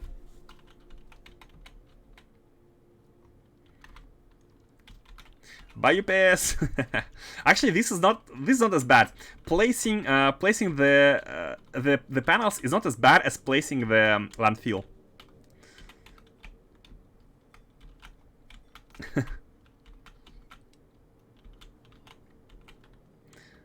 Yeah, look at them go.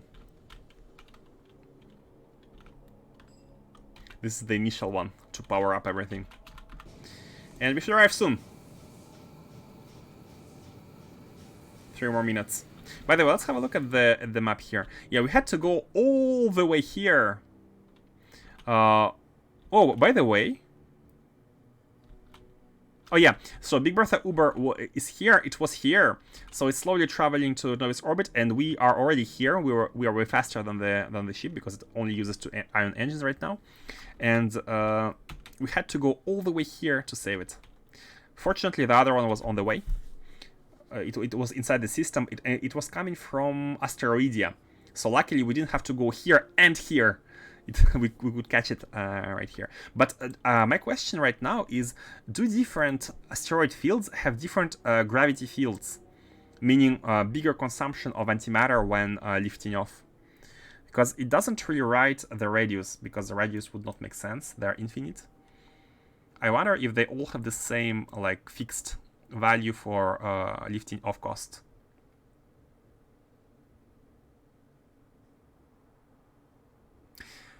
I have just realized you can see the arcospheres per field are written in the description. Wait, launched 50 and collected 18? Guys, I launched 25 more here and collected 5 more. Like 5 launches gave us 1 arcosphere. Is it worth it? I think it is. Like, it's best to have more arcospheres than saving on costs of the collectors. I think it's still worth it. So 18 give 50. 50 give 18, and 25 give 13. I think it's still worth it. What are these areas between the star systems? They are called deep asteroid fields. Not deep. They're called asteroid fields, and they are kind of deep space. Basically, you cannot even really detect them early on. You need to unlock a particular technology.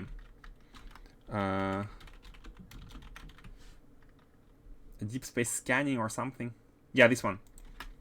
Zone discovery. You have 3 different levels of zone discovery. You unlock first one with Astro 1, then second one with Astro 2, and third one with Astro 3. And only the third one, once you do the deep space zone discovery, you can find these asteroid fields.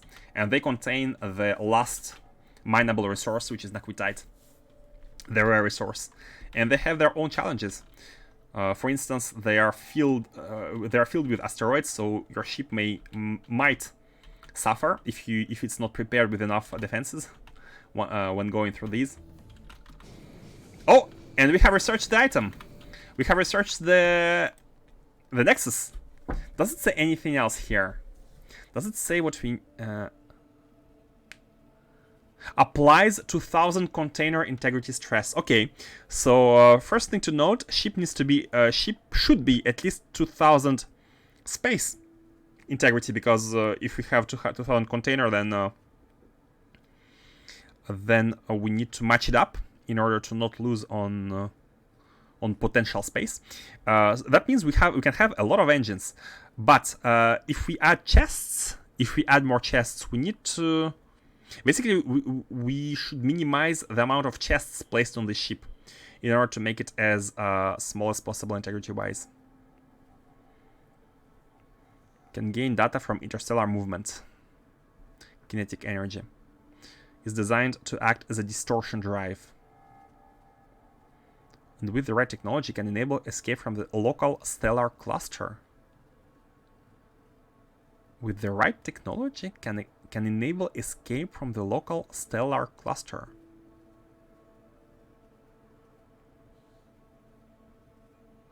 Stellar cluster means all the stars we have. Why do we want it to escape? Stellar cluster is all of this. Oh.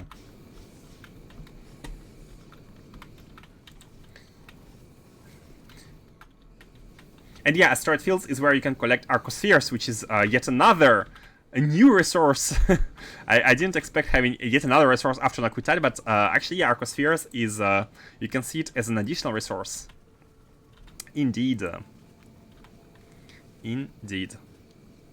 Man, I want to get started with this one. I want to get not this one, the Nexus. I want to get started with having the Nexus ship, but we need to be a little bit more realistic and do what's necessary first, and that is making optimized blue circuits. Should we go directly to Novice? I think we should. Let's go directly to Novice. Yeah. Let's go directly to Novice. We should be there in 10 seconds. Finally arriving. So let's actually store all of this space stuff again, and get ready. Oops, not these. Nah, not very necessary, but still. Disable logistics and let's go. So the idea is to rework the builds. To rework some, not all of the builds, but some of the builds.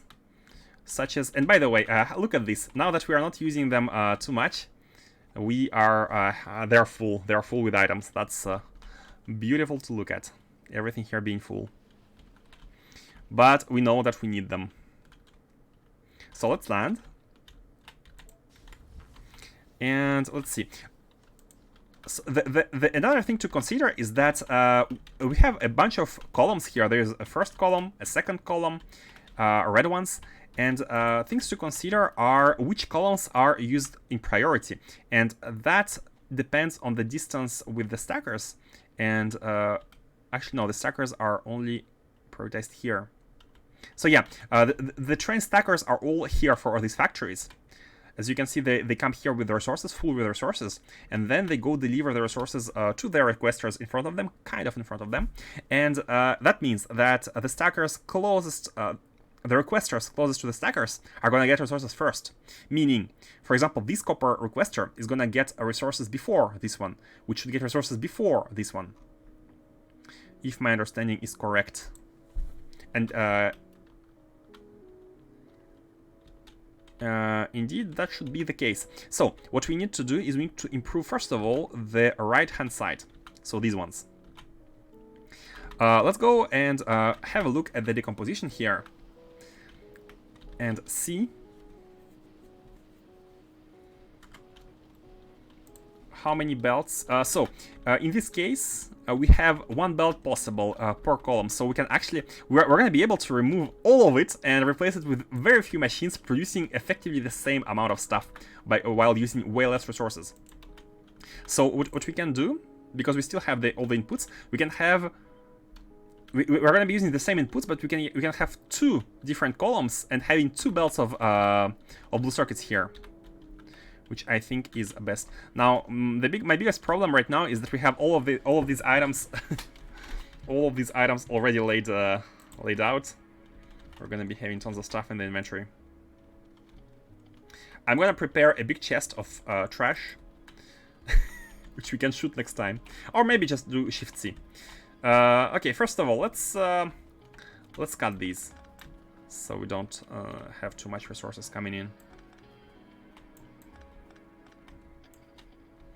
These are the and the circuits can actually go there. And by the way, let's re-enable the modules. Let's re-enable the modules. Where are they? I'm at loss. Revan doesn't like the idea. Now, if we are able to not shoot, I'm not gonna shoot. Let's re-enable them. So, all the inputs have been cut out. Yep, and we shall be changing it. And let's open a new one. Let's open a new one. Blue circuits OP. Endgame. Yeah, instead of having OP, let's write endgame. Like that. The best factory we can do. And let's have a look for exactly one full belt of these. Oh, we could be using deep space belts. It's fine. So, and these needs only 22 machines. 22.2 machines with the white area beacon 2, which we have. We have 4 of them. We have 4 of them. Maybe we can get more. Okay, let's go and by the way, what are the inputs? So this is the final build. Like, this is the one build. It will never change for this playthrough. It will never change. And by the way, we might not be needing to use productivity level 9s in, say, stone tablets, for example, because this is not important. What is important is, let's see, we need 1.2k stone bricks if we use productivity level 9s, but if we use productivity levels 3, we're going to be needing 1.7k. I don't think it's worth it. But again, it's only going to take us 4 of them because it's only one machine. But it's fine. It's not worth it. It's not worth it. Let's save as much as possible. And the savings are needed when there is copper, meaning all of these. Yeah, let's have a tile. Let's have a supreme tile. And here, oh yeah, it's fine.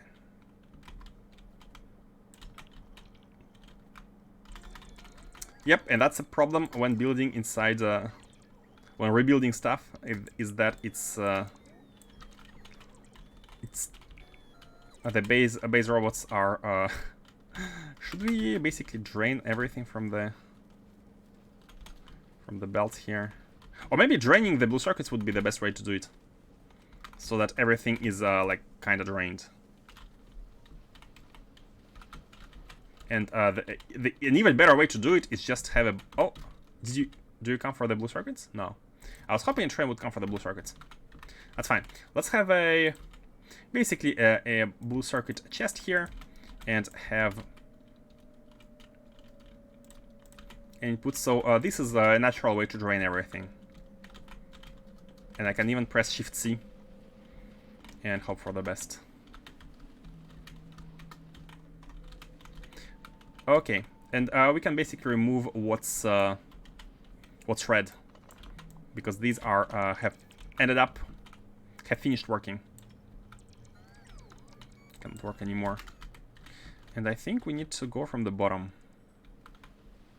And look at this. All of this is making just one belt of blue circuits. It's just one belt of blue circuits.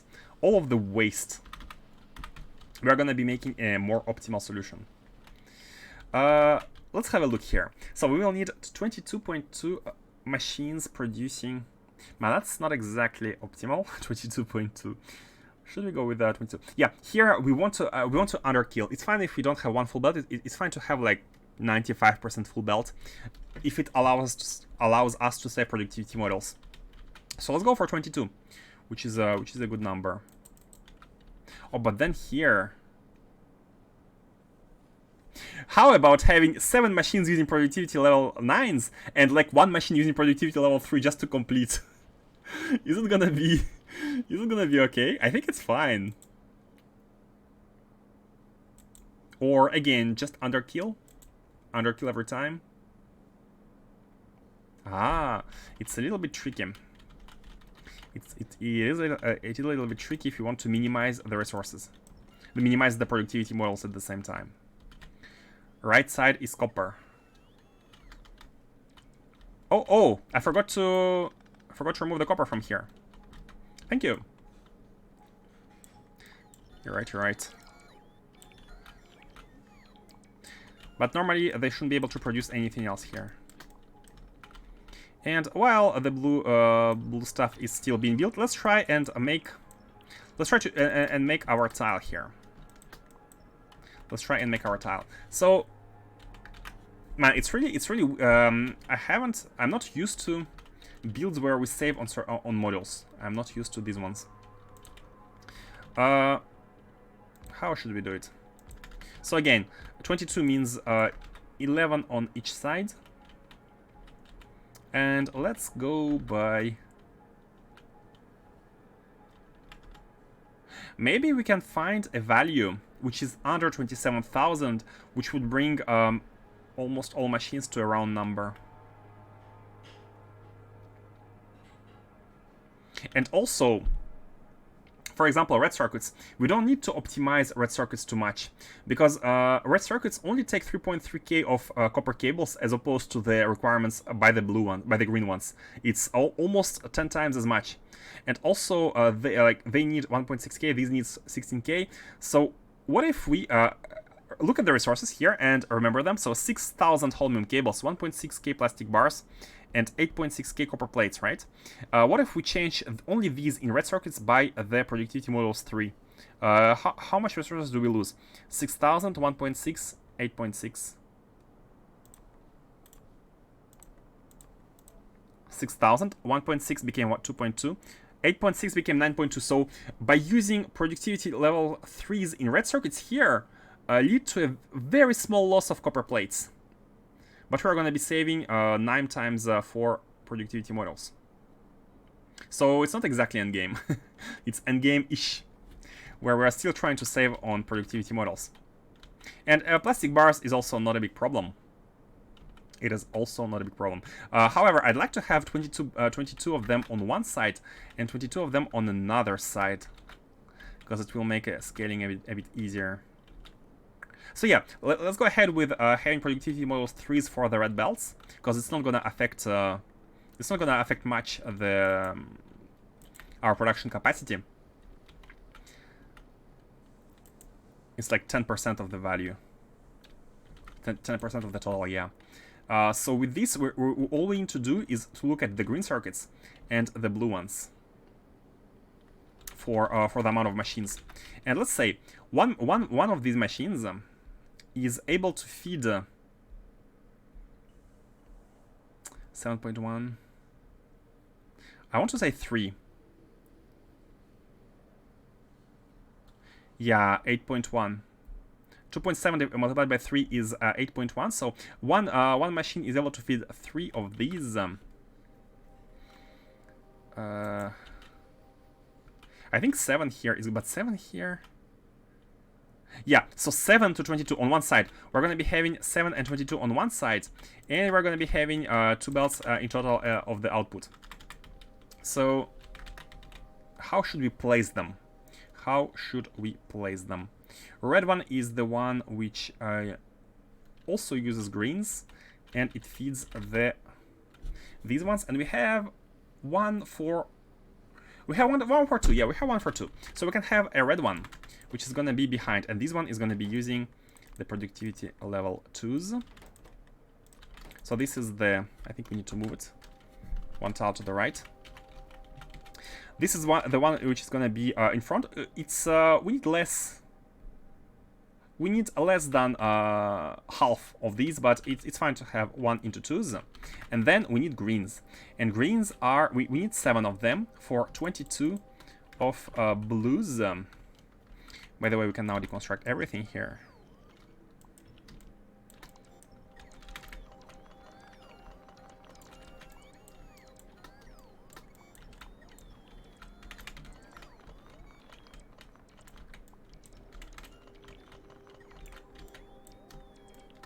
It's so annoying to have to work within the construction network.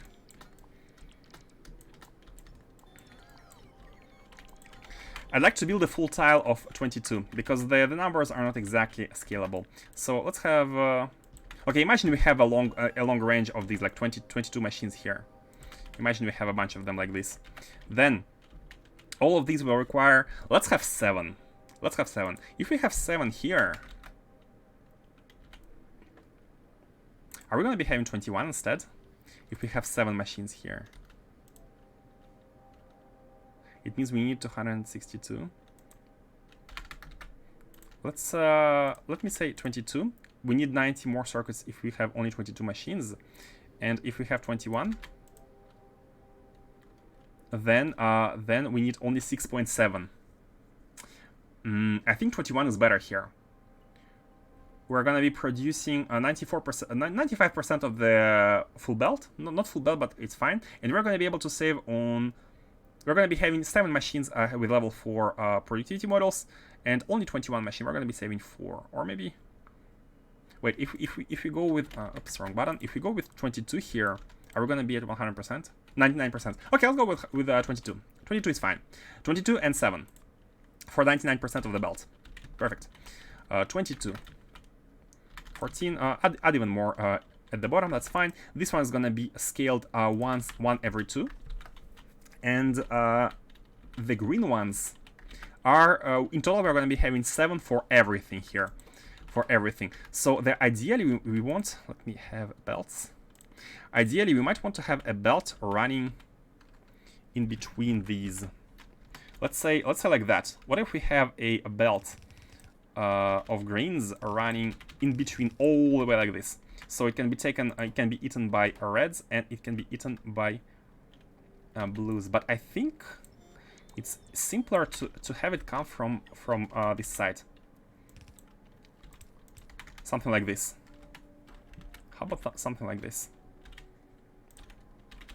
Oh, yeah, that's good. That's good. That's better.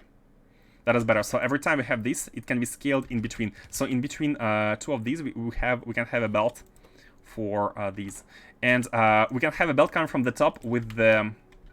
Oh, that is perfect. That is perfect. This is gonna be the belt for the for these chromium cables, and oh no, we cannot really use this one. We can use it here, but not here. Hey, Kano, I don't actually like the new modules. There are so many, I never know which ones to plan my production for. Many new models? Could you tell me more? I don't know which new models there are. The typical target is aim for tier 3 of the models. If it's that important, upgrade to tier 9 next. That's exactly how I did here in this playthrough. Tier 3 is what is usually produced on your planetary base, all above that are produced in space. Yep. Yeah, I also just plan everything for tier 3 for now. I think that's a good start. Like, considering the amount of work other modules require, and already a big gain you get with level 3s. Now with this setup, the only issue we have. Oh, I got an idea. Instead of doing this, let's do it one tile longer, like that. And this is gonna be able to fit. Unfortunately, the sulfuric acid will need to come from the right hand side. And that is fine as well. That is perfectly fine, perfectly acceptable. Let's remove these. And with this, with this disposition, there is a way. For us to get the red ones for both. Look at this. Look at this build. Let's delete these for now. Just working on these two. Look at this build. So every single location here is used either for the reds or for the circuits, green circuits, or the wires. Everything here is used up. And now the red ones here, so done, done, done, and sulfuric acid from the right hand side is gonna be done as well. The exception is science labs. Those immediately go to the highest level of yeah, that's the best bang for the bucks for your modules. Like in generally, the higher the product is in the chain, the fewer modules you need for the same. The fewer modules you'll need for the best gains. It would be better to only have two new model tiers. Tier 4 should be available as soon as you get to space. Tier 5 would come available with deep space science for like game optimized builds. That is, you are saying, like, I'm fully agreeing with what you say. I feel like there is too much in between tiers of sciences and grind in general, which don't really add up anything new except for like variety and time spent. And actually having so many different similar builds takes away the excitement of having new stuff, because they're all repetitive first, and second, it takes away from the UPS because you have to have a base big enough with everything laid out. So I'd argue it's doubly detrimental to have so much variety, which is not variety, it's just similar but different. Same but different. But same. I feel like the game, the mod would become better if they removed repetitive builds. For example, I would say I would actually make only 2 tiers of each space science. It's fine to keep 4 of them because they're like they serve different purpose, like energy, material, and stuff, and just only have 2 tiers of each, like a basic and advanced, which I think would be really good for the whole experience. So these are the greens. The greens are coming onto these. How many do we need per? There's 22 here. 22 and 8. We need to kind of split these 7 for all of these. Oh, I got an idea. How about having them start at the top? And then come down and basically split with the priority output to the right. And if both of these output to each side of the belt, and then it continues, right? How should we have them output to each side of the belt? I guess with something like this. Something like this. Is it gonna work? Is it gonna be tileable? Oops. Is this sort of setup tileable? It's not, because of the... Oh! Maybe it is. It is tileable. What do you think of this tile, guys? Basically, one machine here outputs on the top side, which becomes the bottom side. Unfortunately, we cannot do this. We cannot do this because the items are going to be on the top side and they're going to be stuck. We need to do this, and this one outputs to this side. It automatically it goes inside the balancer. This is possible, and the balancer is taking both of these into this one, and then this balancer is taking both into this one. And considering we need less machines of green belts of green circuits compared to the red ones and blue ones, this kind of prioritization will make sure that all of the machines are fed. And after we have 7 of these, we can stop. And these can still continue. You can use mini loader to output on the near side. Oh, true. You're right. There was this trick, but I will use mini loader when there is no other way. If there is another way, like here, for example, I mean by another way I mean an easy way. Then I prefer using basic consorters because I feel like mini loaders are not that good for UPS. Because they'll put one item at a time every frame when they can, every tick. It would be better to only have 2 new... yeah, I've read that. So I think this setup is good. What do you think? Are you finding any improvements here? Oh, and yeah, that's not all, because these need copper cables and plastic bars. How much? 1 full belt of plastic bars. 1 full belt. And copper cables are Copper cables are a bit more complicated because they need to go directly into these and these, and we have only 2 points. Wait. Are you seeing what I'm seeing? We have only 3 machines with copper cables per side, and they're going to be producing 12 belts of copper cables. And problem is, we have to build them. We want to build them because this is the biggest gain of copper. The biggest gain of copper is done on copper cables. Green circuits is close second. It takes 10, but the biggest gain for copper is made on copper cables. So we want only 3 assembly machines. We don't want less. We don't want more. So we have to belt the copper cable, which is an absolute heresy usually. But in our case, we're going to be saving our productivity models 9 if we do it, if we build them. So with this being said, 2 full belts of copper cable, almost 2 full belts of copper cables should go into the red circuits, and everything else should go into like 10.5 belts go into green circuits. How are we gonna do that? Well, for one, we can have a setup like this, and we can have a belt passing through the middle here. We can have a belt passing through the middle for the red ones, but I think this should be plastic. I think this is very well set for plastic because it can go through, and it basically uses up the single lane of space we have here for the red one. And the copper cable should come from somewhere from the right. Another idea is to just basically have 8 of them. First 4 machines use 1 belt, and then remaining machines use another belt. Basically, this could be done easily if we are able to.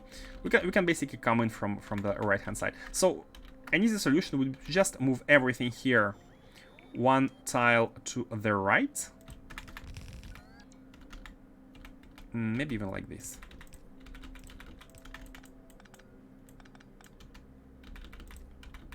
Oh, and if we do it like this, we can have a second belt here.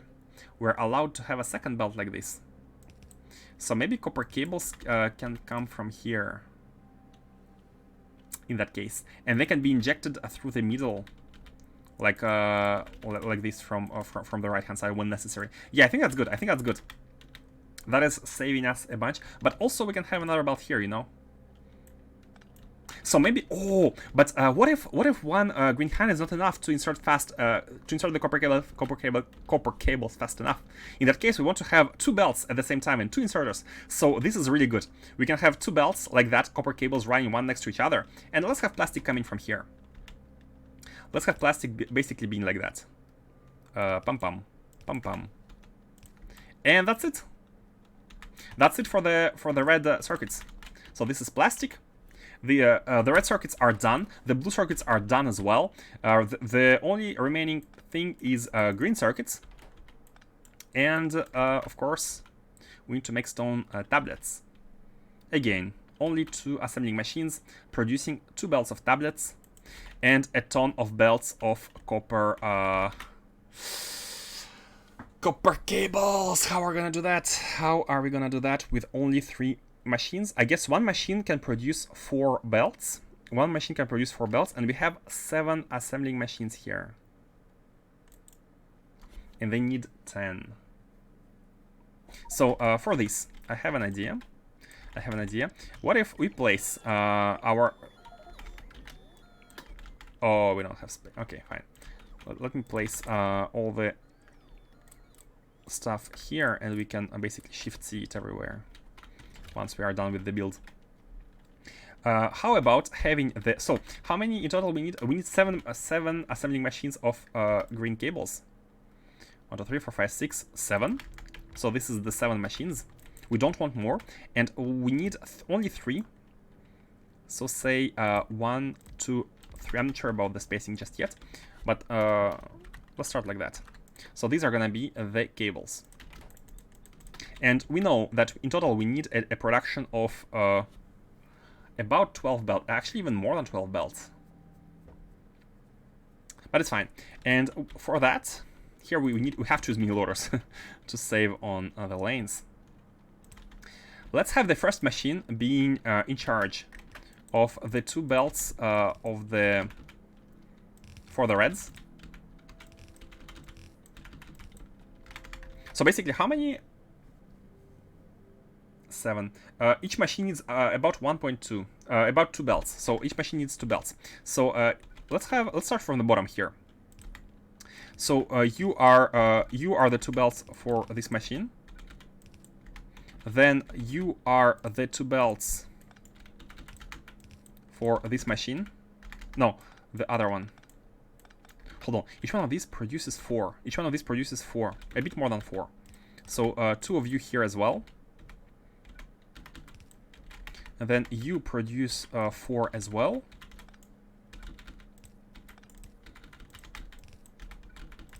That is not going to be a UPS friendly build, but it's productivity model consumption friendly build.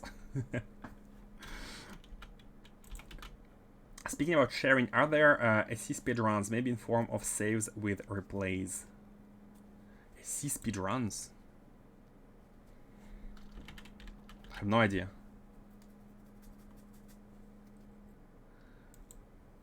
Have you tried SC simplified mode? Doesn't work with 0.6 here, but you can do a 0.5 playthrough. Oh, SC simplified. It feels when it feels not very official, it's a bit weird, right? It's a bit weird. Let's finish these. Do we have them? Oh, we still have some models, so let's get them going up while we have them. Remove these for now. 1, 2, 3, 4. 1, 2, and 3. Wait. This one should go here. 2 into each. And then 3, 4 into that one. And this one. Wait, it's not gonna be 2 possible. 2 machines can output how much? 3 are gonna be able to make 12. 2 machines are able to make 4. 2 machines are gonna be able to make 8 belts, and 8 belts are going into how many of these? Let's have a look. So we have 7, we know, but what if we have 5?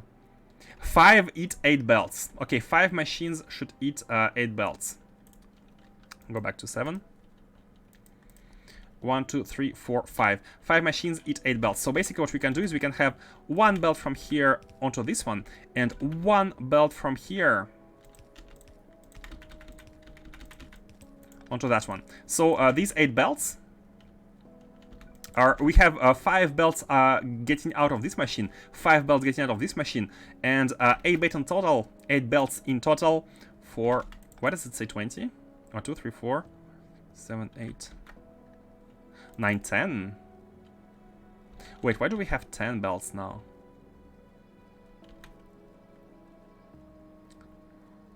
What did I miss? What did I miss?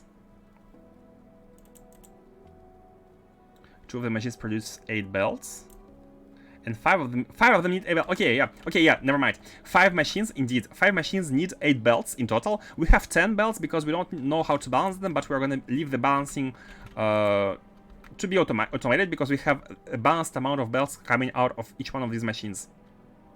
5 from here and 5 from here into 5 of these which require 8 belts. So this machine, the remaining machine should be able to produce its own 4 belts. Its own 4 belts, but hold on a second. If we have only 2 machines need 3 belts. 2 machines need exactly 3 belts. We know that. And so this one is also going to be having its 5 belts of outputs, right? But we are going to be counting on the automated balancing. So it should be okay. Into you. One more. Oh no. We need one more. Okay, in that case, final spacing.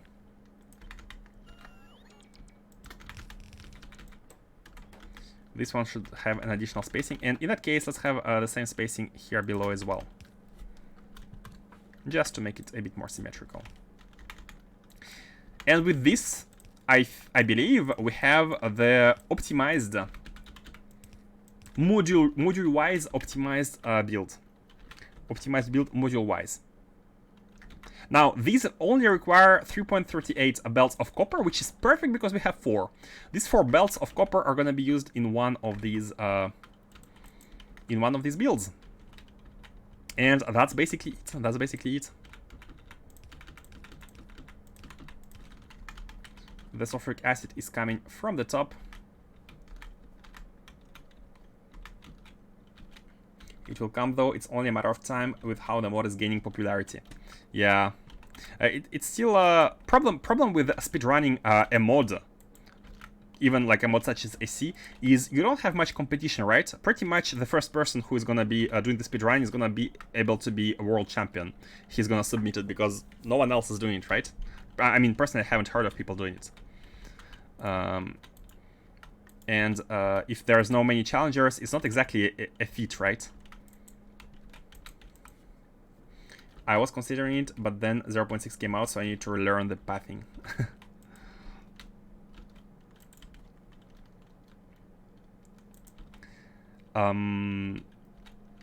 Is it okay? Are we good now? Yeah, we're good. I think we're good. Let's have a final check. So, plastic into here. The copper into here. Copper into here. Oh, stone tablets. Stone tablets. I forgot the stone tablets. I forgot the stone tablets. Do we have space on the... Yeah, we have space on the... we have space on the right-hand side here. We need to be smart about how we input the tablets. Although the problem is we don't have much of horizontal space in total. But that's fine. And keep in mind that before these 4 belts on one side and 4 belts of copper on the other side, we were able to produce 1 full belt of blue circuits. But with this setup, just this is producing already 1 full belt. So when we add the second side, we're going to be having 2 belts of blue circuits for the price of 1. This is how good the gains are. I would definitely go mega bus over trains for a speedrun. True.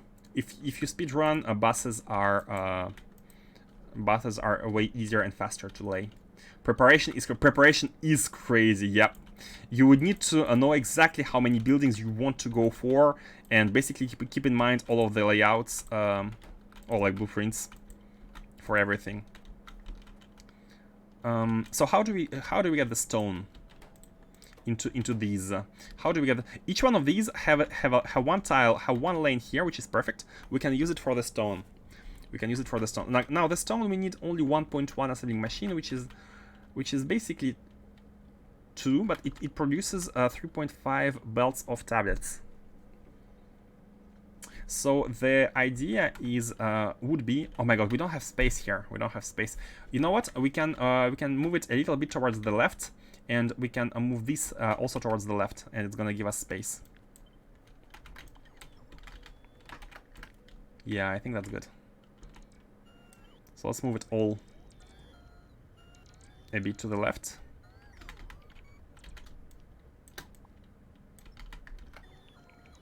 Something like that. Yeah. And finally have the stone. So my idea for the stone is to basically have 2 of them like this.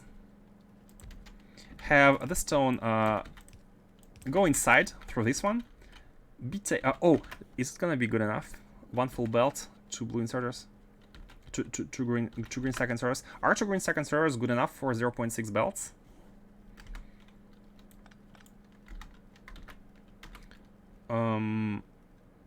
Maybe use mini loaders here. So have one like this and like this. These are gonna be for pop. We need to have copper here. So I think it's best to have copper laid here. And by the way, 3.3 into 3 machines. It's almost as if oh, it's an easy scaling. It's an easy scaling here. Easy scaling.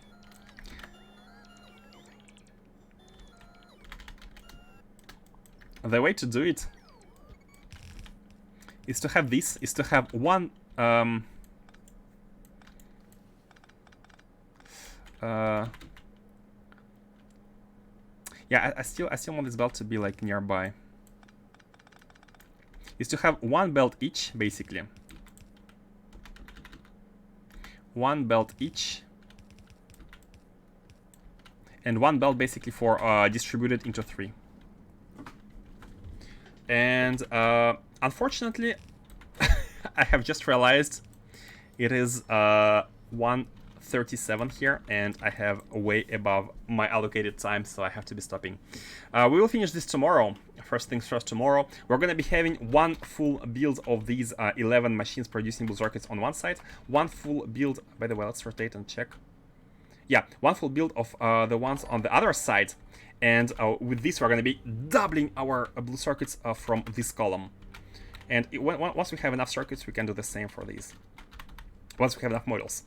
And the models should be produced non-stop. Thank you for following, Mokomi. Thank you very much. What rules default settings? Any % lazy bastard in AC. Lazy bastard in AC. Although lazy bastard's problems are only at the beginning, right? Oh, but in space. Oh my god. Guys, you are speaking about challenges I don't think I have a courage to ever try to attempt in. Ain't nobody got time for that. That's my thoughts about the challenges. Thank you, Jag782, for following. Thank you, everyone. A lot of new people today. Hope you enjoy. Hope you enjoyed this definitely mad build. But yeah, the goal is to save on models, so it was a bit special. Okay, guys, I have to be stopping. I am receiving some looks, the aura of the Phantom Menace is floating above my head. So I need to send you somewhere, and then I'll be stopping. Thanks for the stream. You're welcome. You're very welcome. Thank you for being here, guys. Thank you all. Can't even see planets, moons until early game. Yeah! How can you... there is a big part of random with what you can do. Sometimes you can have biters, sometimes you won't, sometimes you'll have biter meteors. Imagine you have biter meteor planet with the resource, it's the only resource in your system, and yeah. Okay, where should we go? Let's go to Adventures in Space Exploration. Oh, we read this person the other day. Let's go to someone else.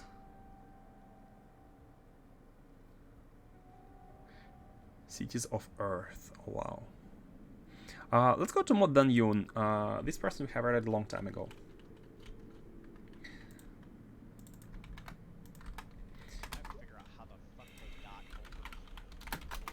Okay.